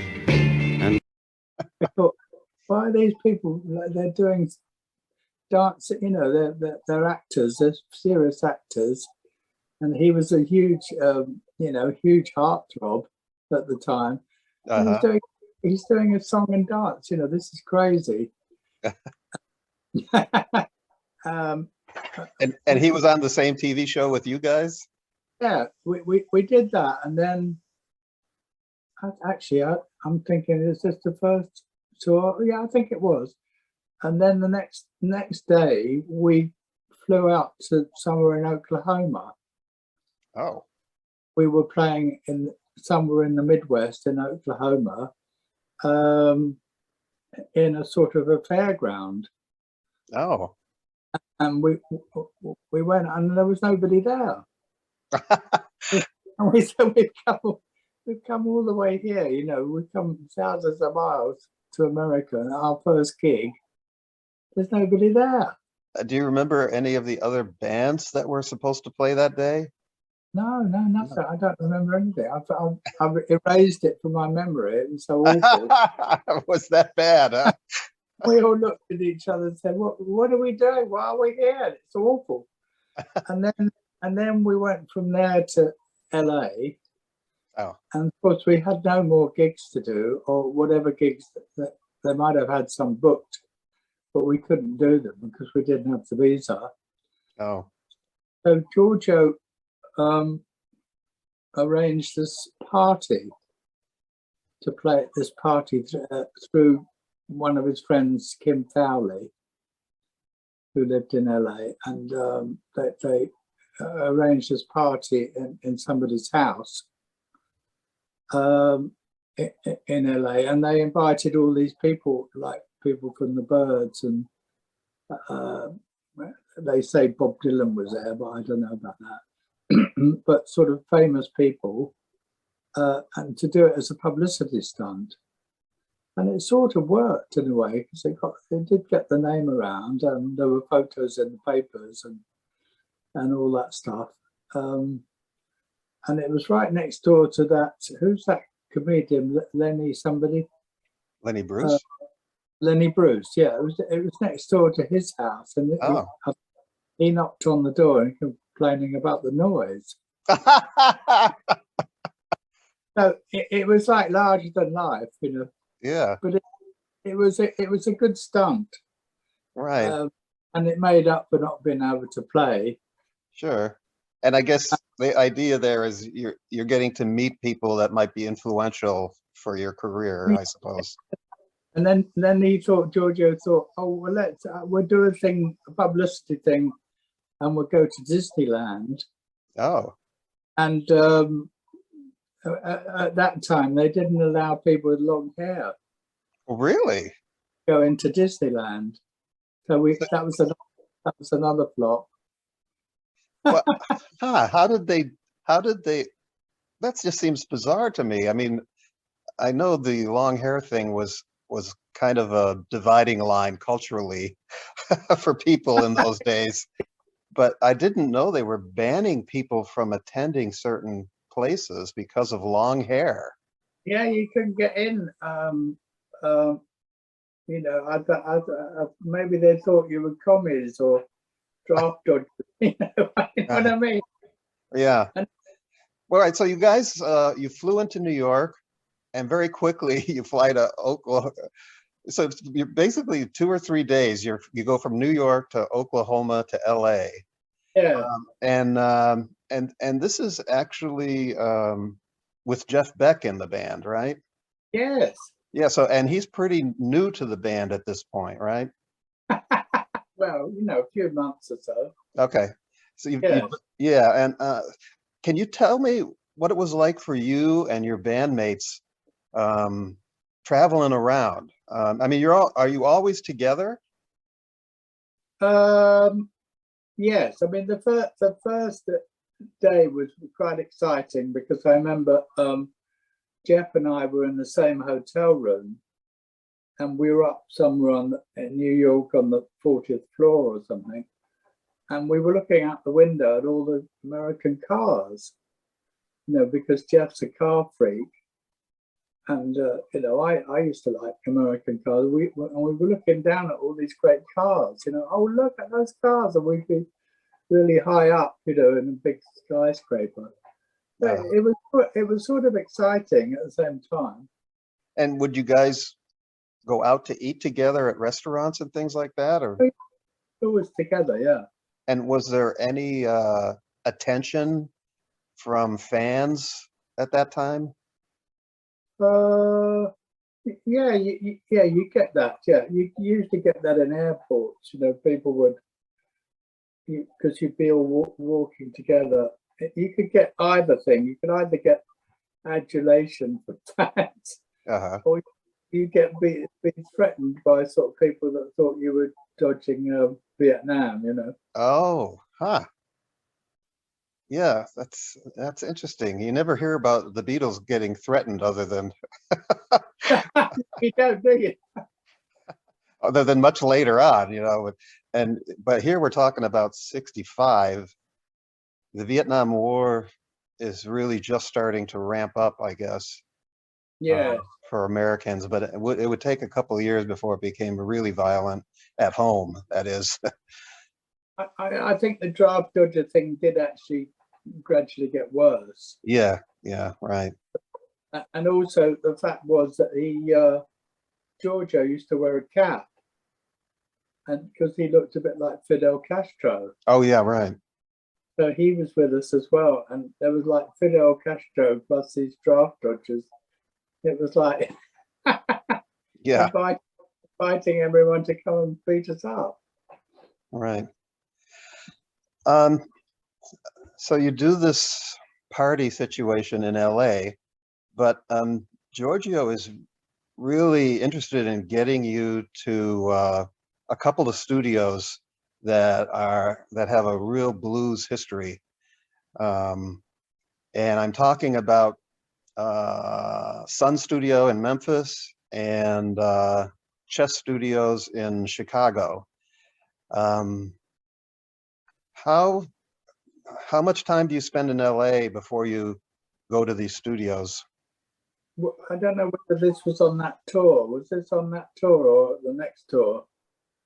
I believe it was on this tour, Was on, because yeah. the next recording, because these recordings that are done there come out pretty soon. Oh, okay. So they were recorded in the summer of '65, yeah. Right. Well, Oh, so we're talking August, maybe September. I'm not sure how long were you in America on this very first trip? now you're asking. It sounds in my memory it seemed like we went straight back, but yeah, maybe we made the most of the time, you know, going to these studios. Right. Yeah, because we probably flew into Memphis, and maybe the idea was to go to Graceland, but we never did. But he took us into Sun, and what's his name? Sorry, Sam Phillips. Sam Phillips wasn't around. Right. So yeah, can you tell us a little bit about Sun Studio and Sam Phillips? Not everyone is an expert on, you know, this blues history. What did you guys know about Sun Studio before you got there? Well, we knew it was a blues studio, but probably more than that. It was, you know, Elvis's studio. Right. Where Sam had recorded Elvis. But it was also, you know, a blues, as well as people like Jerry Lee Lewis and, you know, Howlin' Wolf and all those people. They all recorded there. And we found out more about it as we were there. But it was basically a very simple, only just a little simple room, you know, it could have been anywhere. Uh-huh. But because it had all this history, were you guys excited to be there? Yeah, it was great, but it was frustrating because we arrived at the usual sort of recording time, you know, about 6 in the evening. Uh-huh. And there was nothing going on, and apparently Sam was out fishing or something. Uh-huh. We found out, and he did come in, but he didn't come in till about 10 or 11 or something. So, you know, we were next door in a bar, and that's why Keith was a bit drunk. Oh, I see. So, by then, yeah. And now he has to perform. Yeah, so we went in and we did some songs, and you know, they came off pretty well. They sounded good, except the vocal was very bad. And Sam said, "Well, you know, I like the band," you know, and he went through all the players. So I like the guitar player, bass, drums. They're all good, but you have to change the singer. Uh-huh. He can't sing, but he was wrecked, you know. So Yeah. So what did you do about that? Well, we recorded Train Kept a Rolling and Mr. You're a Better Man Than I remember those two. Right. And we were very good. And Keith, of course, did the vocals at another time. Oh, at another time. Okay. At a different studio?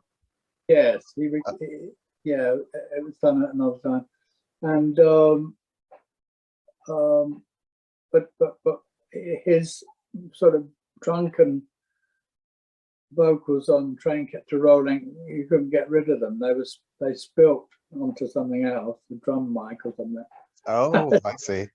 So we had to leave them on.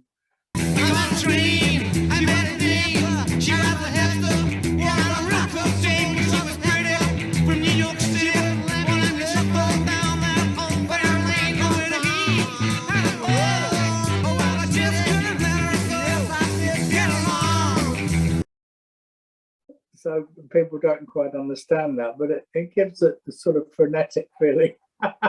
Ah, interesting. So it's kind of like his vocals were doubled then. Yeah. Except, you know, they weren't exactly doubled. Right. Ah, interesting. So how much time do you spend at Sam Phillips' studio? We were only there, you know, for the one night. But it was literally all night long, because that session that was like a midnight recording session. Yeah, probably started about midnight and went on till 5 in the morning or something. But we only did the 2 tracks. I see. You know, and we were, you know, pretty. We played them on stage, so we were pretty together. So it's do these 2 tracks and then back on the road again? Yeah, well, then we, you know, we go to a hotel. I think he booked. It was all last minute. You never knew what was happening really. So we go to a hotel, and then sometime or other we went to Chess. Yeah, so Chess is in Chicago now. Memphis and Chicago, I think that's like about a half-day's drive. I actually did that drive once. When I was visiting Chicago, I did drive to Memphis. Were you driving or flying? We were flying, I think. Okay, all right. Yeah, we were flying, but we might have driven some of it. Was that on the same tour? I thought that was on it's on the same tour. And as I say, it's a reasonable drive. You could have done it, but I think you would remember. Yes. So maybe in the interest of expediency, you flew to Chicago. And again, tell us about Chess Studio. What did you know about Chess? Well, we just knew the same. You know, it had a great reputation, Muddy Waters and Bo Diddley and all that. And of course, we did I'm a Man. You know. Yeah. The Bo Diddley song and Shapes of Things. Yes. Which we worked out in a rehearsal room. You know, we went to a rehearsal room, and also Giorgio's idea was that we should go, and he was always talking about jamming. Oh, we got to jam, baby, you know. So we go and jam in some blues club on the south side of Chicago, which was, you know, quite a rough side and very black. You know, they were, but I think we booked we booked one of the clubs to rehearse in. That's okay. Right. Mm-hmm. Then we had Buddy Guy and Willie Dickson turn up. Oh, but so you're jamming with them? Yeah, we had a jam with them. Oh, how'd that go? There's a picture you can see. There's a picture of us jamming with Buddy Guy. Not recorded though. No. Hmm. And Yeah, Willie Dickson. I guess Giorgio still had that connection, you know, with the National Jazz Federation. He could find out how to get hold of these guys. Mm-hmm. That was the thing. He had connections, you know, which was good. And during this rehearsal jamming time, you guys write the song "Shape of Things," and you are a co-writer on that song along with Keith and Paul. Yeah, but we get quite advanced with. I don't know if it was finished, but we got quite advanced with it. I don't know if all the lyrics were done, but we had the structure of the song all done, and that's what we did when we went into chess. Within my own refrain, my eyes just hurt my brain, but will it seem the same? Come tomorrow, will I be older? Come tomorrow, may be a soldier. Come tomorrow, may I be bolder than today.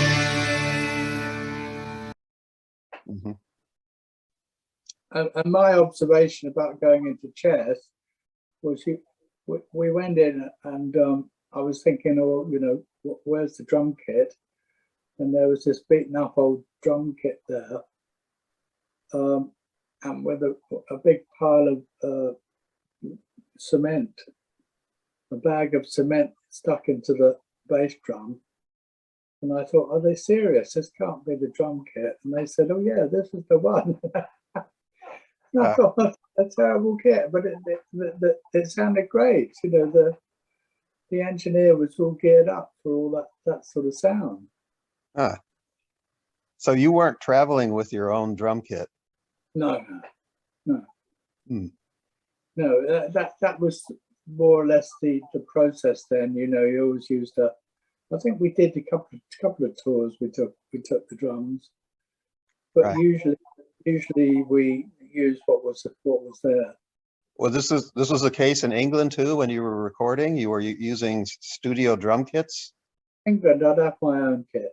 Oh, you had your own. Okay. Yeah, that was different because, you know, shuttling out on an aircraft is something else. Right. Yeah, but the other guys in the band, they brought their instruments, right? Oh yeah. They had their guitars. Yes. But that's what I got used to. I got used to being a very, very flexible drummer, you know, being able to play on all sorts of kits. Yeah. And again, for this chess session, so you got to rehearse before it, and then you do the session. Was this again all in one day, a one-day session? Yeah, I think so. Yeah, it was probably quite a long day. Just the two songs, "I'm a Man" and "Shape of Things." Yeah, shapes of things. Shapes of things, right? Yeah, shapes of things. Right. So looking back on your experience at these historic American studios, how do you compare them to the studios you were using in England? Oh, they were much better because the engineers really knew what they were doing. They were used to recording, you know, rock and roll and blues. They were much more experienced. Oh, so really? We got a much better sound, particularly on the drums, actually. So we were quite happy. And at this point in time in the band, Paul is becoming more and more interested in music production. Yeah. So this must have been a great education for him. Do you remember him talking about it at all? But yes, he sort of spoke about it all the time. You know, he was always interested in sounds. And was he involved in the production in these American studios? Maybe a bit, but no, he was a player. You know, he played. Yeah. So Giorgio's credited as the producer for these pieces. And what was his involvement in the studio? Well, he paid for them for a start. Right, he paid for them. Sessions. you know, and I guess he was there coaxing us on, you know. So what, in that regard, what would he do? Well, he couldn't really do much because the engineers were so good, you know. I see. And he couldn't really mess around with Sam Phillips. Right. But Yeah. for a song like Shapes of Things, which was a new song, did Giorgio get involved at all as that song developed? I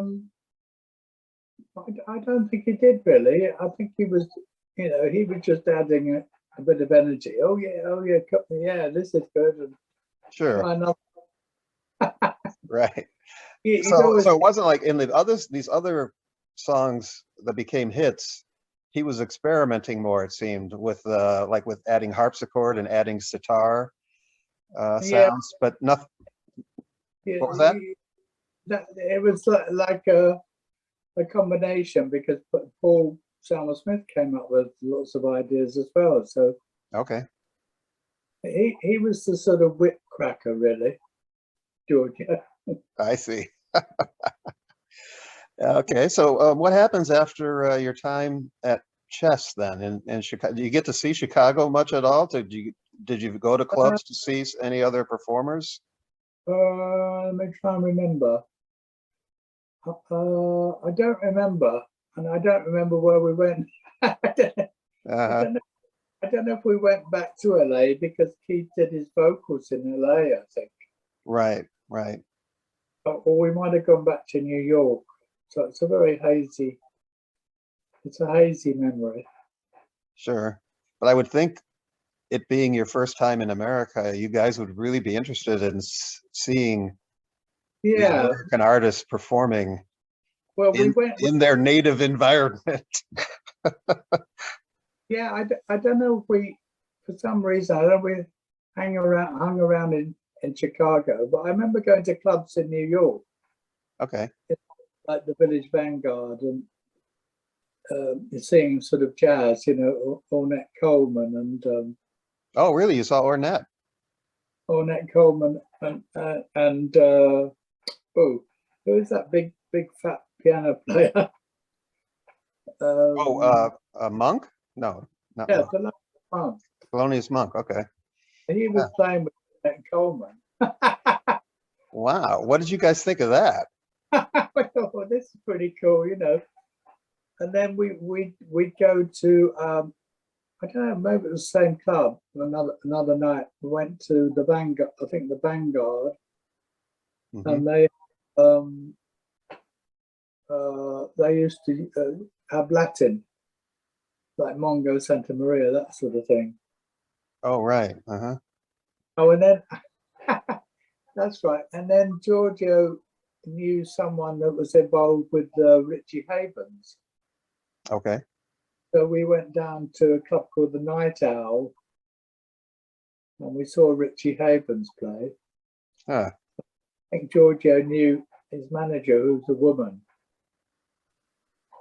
And we also saw the Loving Spoonful. Oh. Playing at the Night Owl. So, you know, we did see some good things in New York. Yeah. And when you're doing these things, is it the whole band? Are you all together? Yeah, I think so. I think we were all enthusiastic. And is Giorgio introducing you guys around as, you know, the meet my Yardbirds? Probably. You're probably showing us off. Yeah, it was good. You know, there was a big buzz. You know, it's a buzz about it all. Sure. All right. And that is at the end of your first time in America then? Yeah, I think that was the end of that tour. I don't know how long it was. Probably not very long. Right. Well, then the next recording that I have on the list is April of '66, actually. Over, Under, Sideways, Down.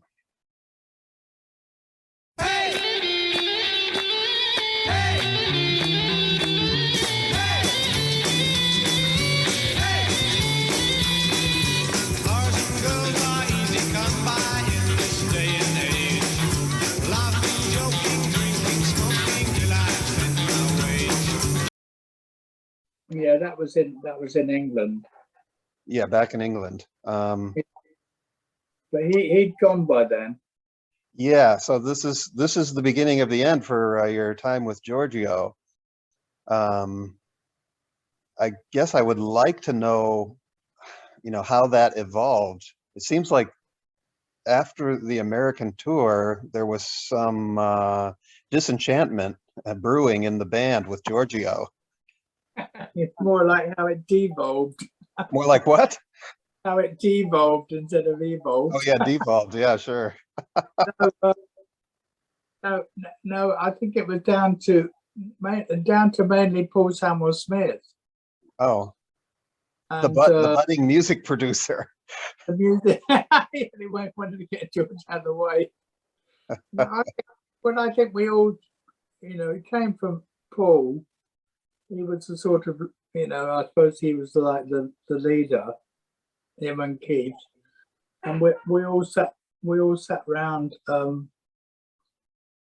one day, and we said, well, we've had all these hits and we're still getting paid a wage. Right. We were, I don't remember how much it was, something pathetic, £40 a week or something. And we thought, well, where's all the money? Where's all the money going? We expected to have more money. Sure. And so Paul Samuel Smith was very friendly with the people that ran Ready Steady Go, the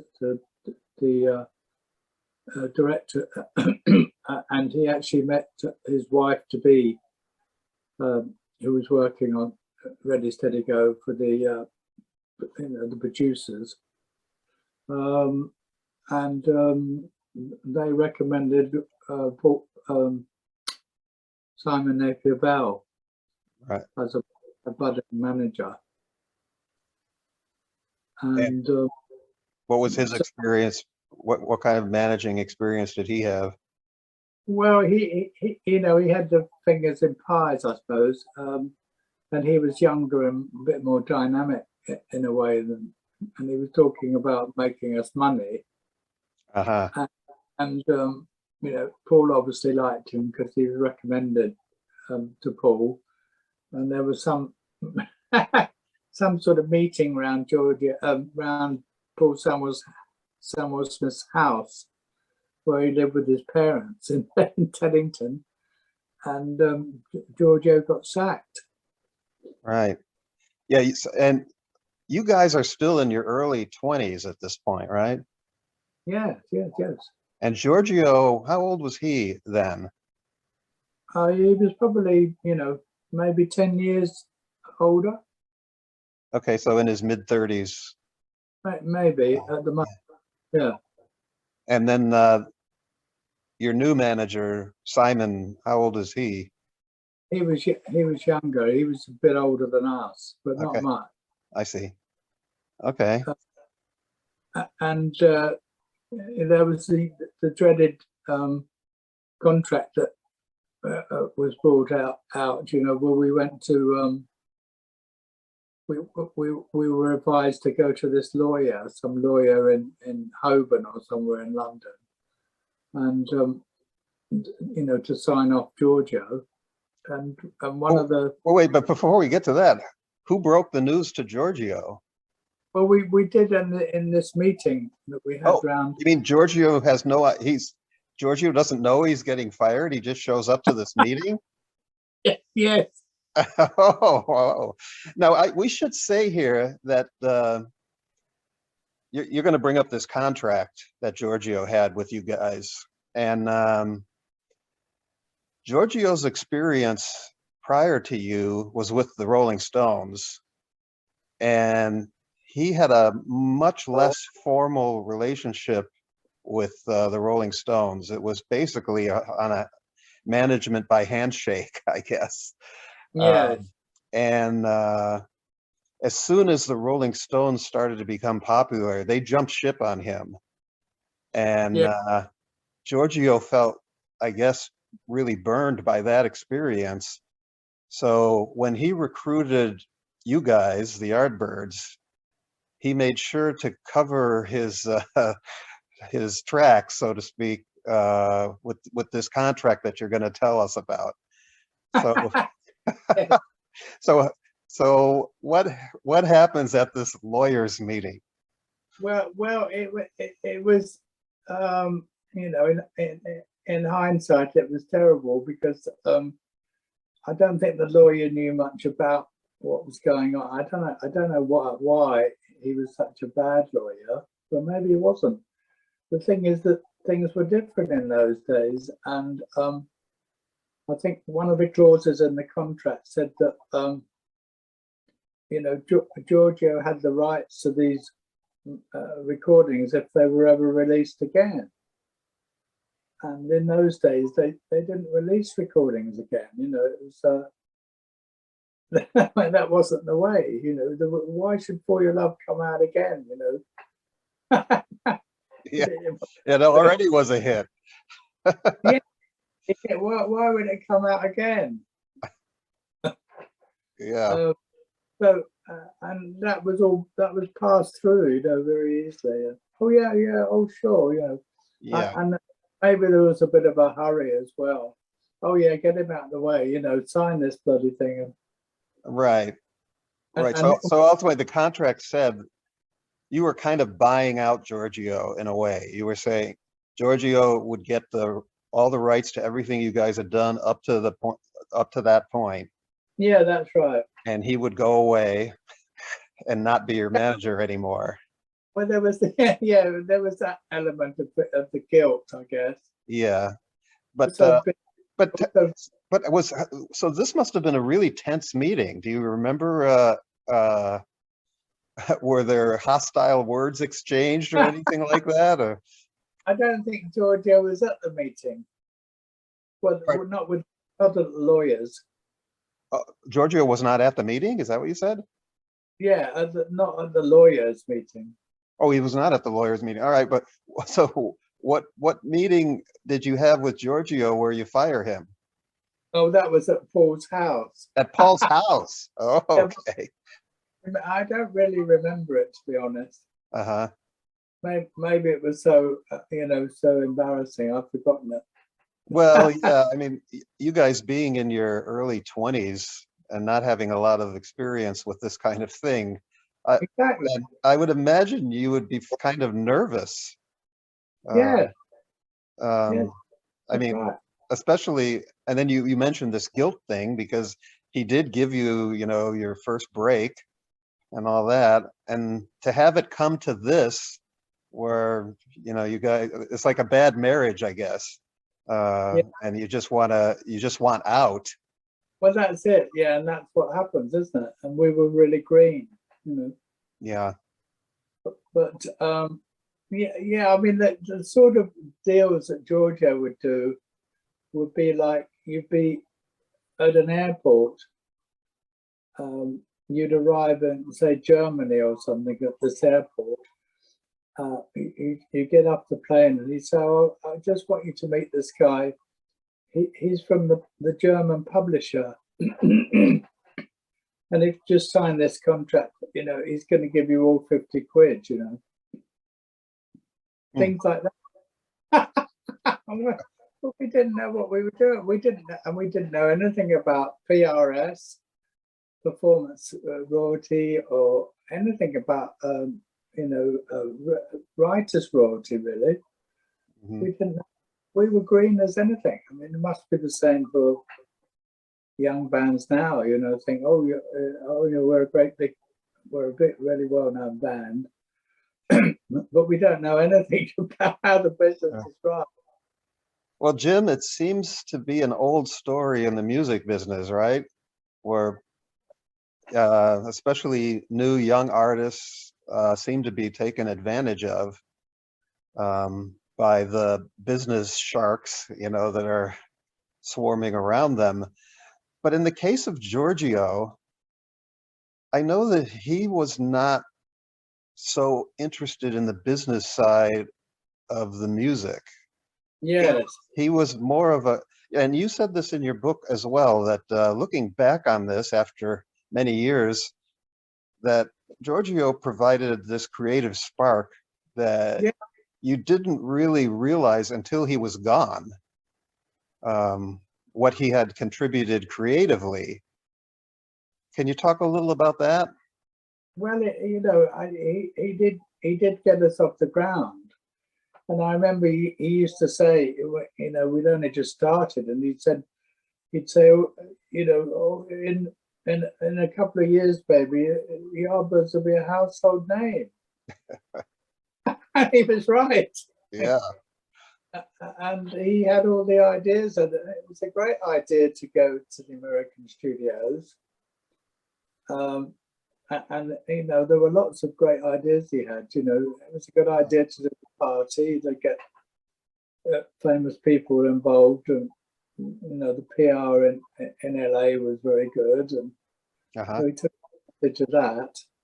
and he brought some experimentation into the studio process. Yes, That would ultimately not just change your sound, but have a huge impact on the sound of the way rock and roll was developing. well, yeah, and he liked the jazz element to it. You know, there was a, you know, what do you call it? You know, we were improvising. Yeah, Quite a lot of songs we were improvising, quite long sections and things, and he promoted all that. You know, right. So, yeah, so no, I don't really look back on him as a villain. Right. But So, apparently others do, unfortunately. I mean, I know that in the research that I've done, there's a long trail of burnt bridges that Giorgio left behind. People who really feel and have such bad feelings about him, they don't want to talk about him, which is unfortunate for me trying to do research on Giorgio. But yeah, go. he did tell us. Chris Dreyer and I had a meeting with him. I'm trying to remember how long ago did he die? Like 5 years ago. 2016. Yeah, so yeah, it was probably maybe 15 years ago. That he died? That he died? No, we had a meeting with him. Oh, you had a meeting with him. Oh, I didn't know about this. 15 years ago. Okay. What was this meeting about? I can't remember. It was just, you know, about nothing, I guess. But we met him in London. Oh, It might have been he was trying to do something or other to do with Charlie. okay. Maybe he was trying to get some rights back from Charlie for himself. I don't know. But he told us, he said, I'm being very honest. He said, I gave your rights to Charlie. I gave them away. Right. But I can't imagine how he would do that. Yeah, I think that when he says he gave them away, he might mean technically he didn't get, you know, he didn't get paid, but I think he was probably, it was like a barter thing. There was probably something else going on that, you know, he was giving them something and they gave him something else, and it wasn't money, you know. Well, I know he lived in New York in a property that was owned by Charlie. Yeah, there you go. And he lived there his entire life, from 78 on. And he pretty much died there. That building, but by the time Giorgio died, that building was falling apart. And did you go there, or did you know it? Or? I did not, no, but I talked to many people who did, and there are pictures of it. You know, he used that building to do many shows. It was like a small nightclub, the way he used it. And yeah, by the time he died, that building got torn down like a year after he died. Yeah. And now there's a big hotel there on the same spot. Well, obviously they own the property, and if he stepped out of line, he would have been homeless. Yeah, maybe that's the case. uncovering the business side of Giorgio's work is very challenging. Uh, as as anybody who's worked with him knows. It was a strange thing to say, really. It was a sort of very clever lie, wasn't it? You know, I gave them the Yeah, right. right.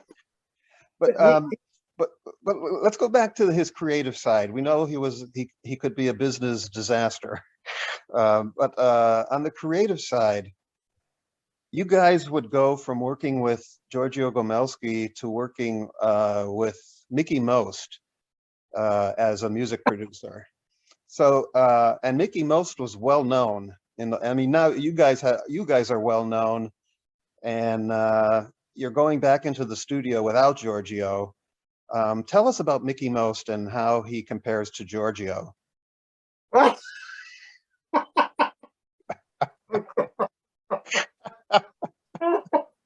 really funny. Nobody ever asked me that before. Yeah, well, Mickie Most was like the other side of the coin, because he had everything was worked out. You know, you do the backing track in the morning and then put the vocals on in the afternoon and mix in the evening, and that was the record. There was the record. Right. Can you tell us about Mickie Most's reputation by the time he starts working with you?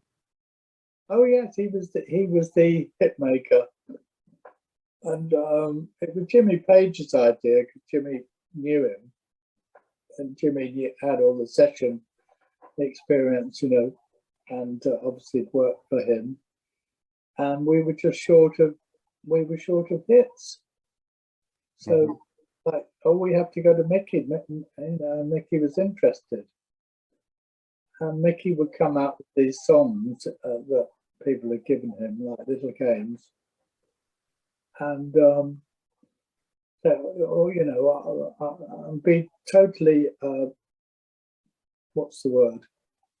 Totally in charge. You couldn't say anything. You know, which was that's slightly different to Giorgio. You could at least talk to Giorgio, and it wasn't like, you know, dictator. Right. Giorgio dictator, but he could be difficult. But you couldn't argue with Mickie. Who would try to argue with him?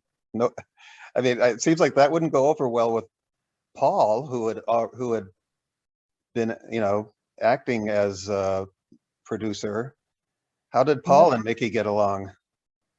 Well, Paul wasn't in the band then. Paul. Oh, really? When did Paul leave exactly? Paul left and Jimmy Page took his place. But I thought that happened after Giorgio was fired. Yeah, it did. It did. Okay, but before you went back into the studio. Yeah. Oh, yeah. okay. All right. So there's just a short period of time there, and then yeah, Paul leaves. What I read about Paul leaving was that it happened at a gig where Keith was out of control apparently, and Paul got. Well, that was funny. Yeah, that was it was I think it was Cambridge. I think Cambridge as opposed to Oxford. It might have been Oxford. They used to do a May ball, and it went on all night. And they'd have lots of bands, and they'd have, you know, it was sort of vast amounts of alcohol and food. I mean, you could get absolutely wrecked, you know. And you played three 1 hour sessions during the night, so you'd have to hang around and get bored, you know. There was nowhere really to go. So it got wrecked again, and we were playing this show, and actually Jimmy Page was in the audience, and he was with Graham Nash and Mama Cass. They were all in the audience. And Keith got very wrecked, and he started like blowing raspberries and things at these students. And of course, Paul was very pompous, a bit upper crust about it all. And he didn't like the students being offended, and was very embarrassed. And he said, "Oh, that's it for me. I'm not going to play anymore." So this was a last straw for him. The last straw. When he was thinking of doing it, he couldn't really cope with the touring, and he wanted to be a producer anyway, which he did the right thing. He became a great producer. Right. And, but Jimmy Page apparently liked it. He liked all that sort of attitude. He thought it was great. Yeah. His comment on the show was he thought it was fantastic. I know, he loved it. It was like a sort of a punk band, Were they swinging from the rafters there? No, I think it was an outdoors or something. Oh, outdoors. It was an outdoor show. So the show's over. Paul's very upset. He's leaving the band. Jimmy comes into the dressing room and says, "I'll play bass." Is that what happens? Yeah, almost. But he was there on the phone. As soon as he got a call, he was in, and he came in on bass. Right. Yeah. And then you go to do more recording, and that's when Paul was like the leader of the band, so to speak, as far as making some decisions. Well, yeah, he in his time, in the early days, he was. Yeah. Right, and now he leaves, and Jimmy Page comes in, and Jeff Beck's in the band also, and they're friends. Yeah. Does Jimmy Page take over a leadership role right away? Oh no, not at all. No, I didn't think so. But he does bring in Mickie Most. Well, it was just his idea. I mean, we all agreed, Mm-hmm. Didn't say, "Oh, you got to go with Mickie." It was, so at this point, the band doesn't really have a leader then, a leadership role. No. Jeff Beck left by then as well. Oh, well, he doesn't leave right away. I mean, Beck left by the time we went to Mickie. He wasn't involved. There was only the 4-piece when we went to Mickie. Oh, really? Because I thought Beck left in the middle of an American tour. Yes, he did. But our latest recording was happening 10 years time ago. Oh, okay. Which we'd done when Simon was our manager. Right. All right.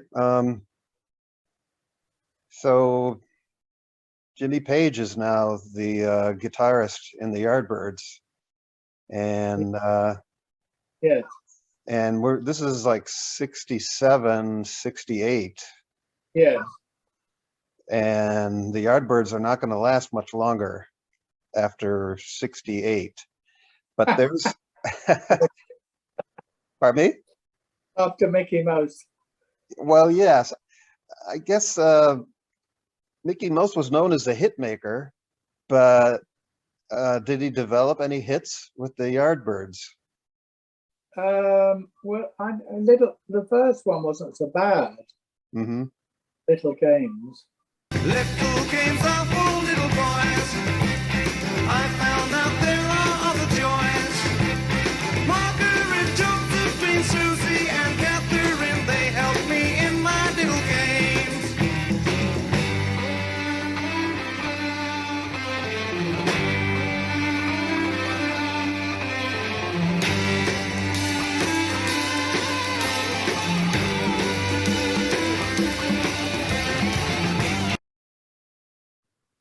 That wasn't so bad. But then he came up with like 10 Little Indians and 10 little Indians standing in a line. One stood looking at another man's wife. Then there were 9 little Indians, their hearts so full of hate. One took his neighbor's goods. Then there were 8 little Indians. They just got down from here. But one told a lie about another's best friend. Then there were 6 Bastard the Clown, you know, silly things. Why do you think he did that? Willy thought they were popular. They'd be hits. Do you think he was very familiar with the Yardbirds? Yes, I mean, he had no idea what of the band. Yeah. So, yeah, it seems like he was like you said, a completely different personality than Giorgio, but also it didn't seem like he knew how to work with you guys as well, as far as creating a sound that. I mean, the thing about the Yardbirds is, and this is what Giorgio always said, you guys were a live band. You were best. Yeah. Your best playing was live. It was very hard to capture in the studio, and it doesn't seem like Mickie Most was really, you know, into doing that type of recording. Well, quite a few of the sessions we weren't all. I wasn't playing. You know, Chris didn't play. John Paul Jones would play, or some other drummer. All session people. Yeah. But then you had to reproduce this stuff later. Well, yeah, and actually, you know, there was another song, "Good Night, Sweet Josephine," which wasn't too bad. Good night, sweet Josephine. Good night, sweet Josephine. Good night, sweet Josephine. We love you.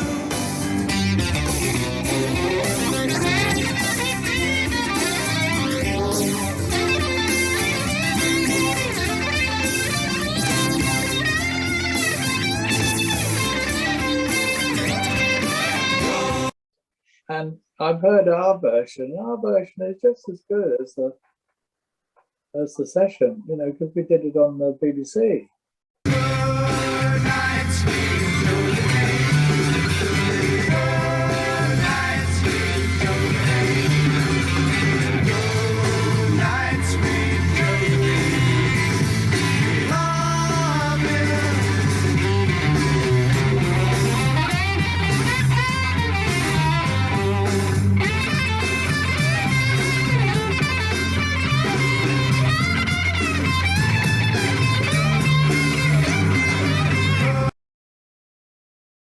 Right. And it actually had something else, because it was, you know, the band. The band had an energy to it. Right.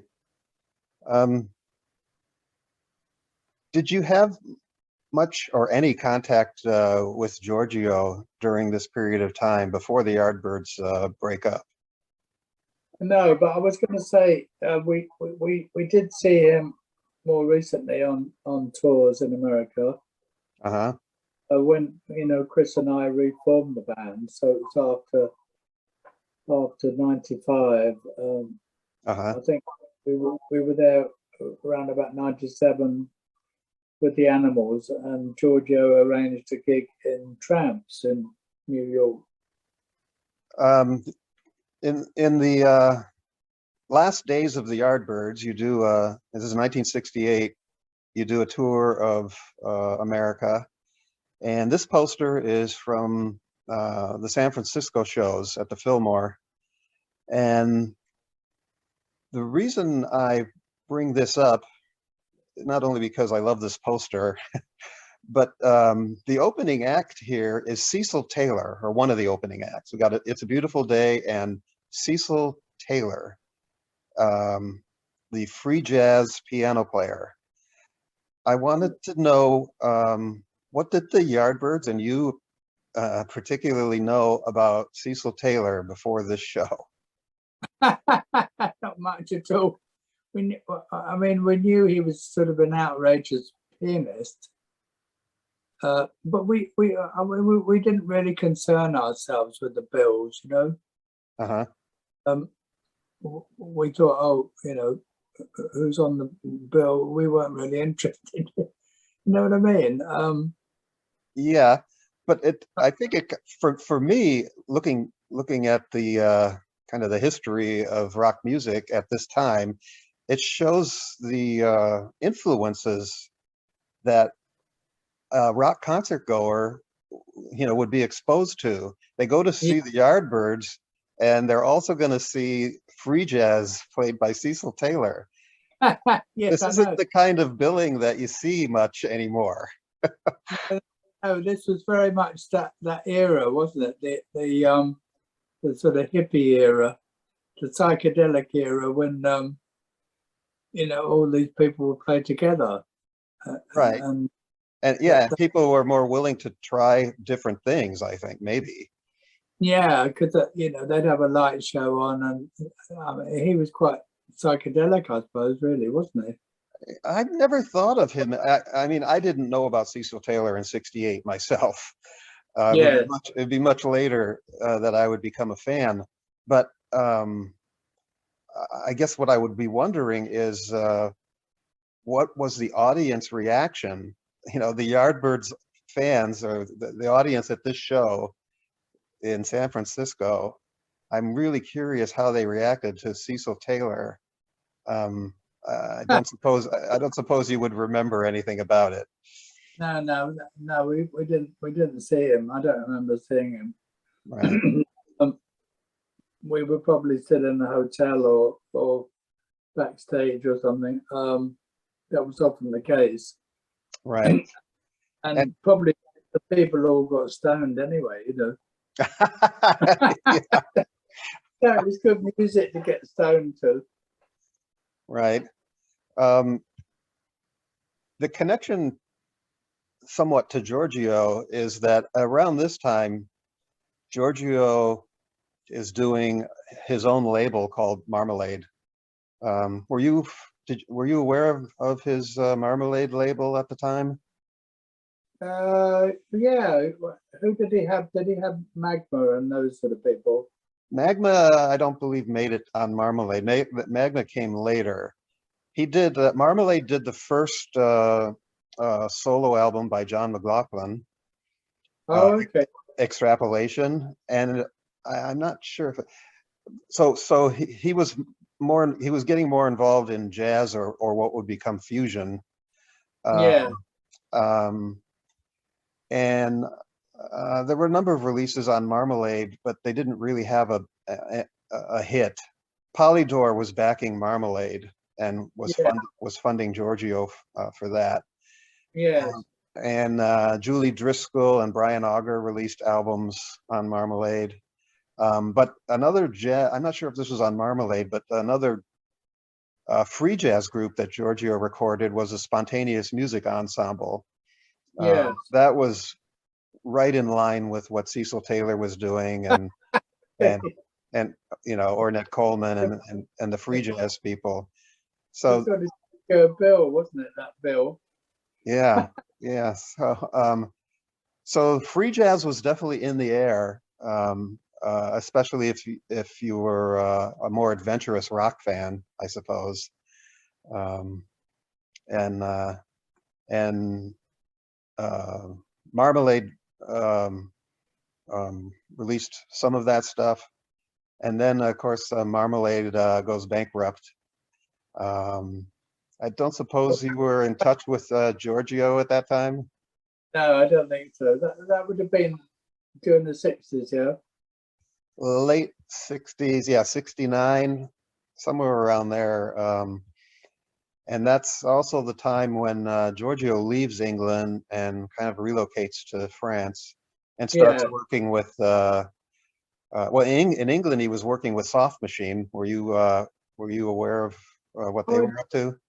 I didn't know that. Yes, in fact, he just like with the Yardbirds, he did some very early recordings with Soft Machine that they were intended as demos. Yeah. And then got released later, and people in Soft Machine got very upset. But were you familiar with the band Soft Machine at the time? Yeah, I think I saw them play a few times, and they were in that sort of Floydy type of You know, Yeah, jazzy. they're considered proto-fusion, you know, kind of a proto-fusion sound now, looking back on it. Yes. They, at the time, I think they came off as really jazzy, you know, jazzy sounding. But they had that rock element, especially the you know, the unusual drumming of Robert Wyatt. Did you Yeah. were you a fan of Robert Wyatt's? Yes, he was good. Very good. Yeah. Yeah. Yeah. Yeah. I think we were going to do some sort of not rock opera, but some rock and roll ballet or something in Paris. With Robert Wyatt? Yeah. Oh, I think the Stock Machine were involved as well. Oh, okay. It never happened. I think all the backers all fell through or something. That was Right. with the page line. Uh-huh. Well, as everybody I'm sure is aware now, you and the Yardbirds would get inducted into the Rock and Roll Hall of Fame. I wanted to ask you if you thought a good case could be made for Giorgio Gomelsky to be inducted into the Rock and Roll Hall of Fame. I don't know about that. Maybe. Maybe. Perhaps he will. I mean, do you think he burned too many bridges, or his chances just obviously he's dead now, so it would be a posthumous induction, which I don't know what the. Pardon me? He's got a better chance now, hasn't he? Maybe, I don't know. Maybe. So yeah, that was my question, Shori. What do you think his chances are? I have no idea. Well, I guess he was involved. Yeah, I think maybe there is a small chance. Uh-huh. It's very political as well, though, isn't it? I really don't know much about the Hall of Fame. How was your Hall of Fame experience? Well, it was great. You know. Yeah, so maybe someday Giorgio will get recognized by the Rock and Roll Hall of Fame. Yes. But in the meantime, I thank you, Jim, for your great stories about him. This really helps me understand Yeah. not just Giorgio, but the whole influence that you guys had on rock and roll music. That for me as a fan is, you know, in my record collection up to this day. You know, the music, I hear all these influences now that have played such a big role in my life. So I want to thank you and Giorgio for what you've provided for.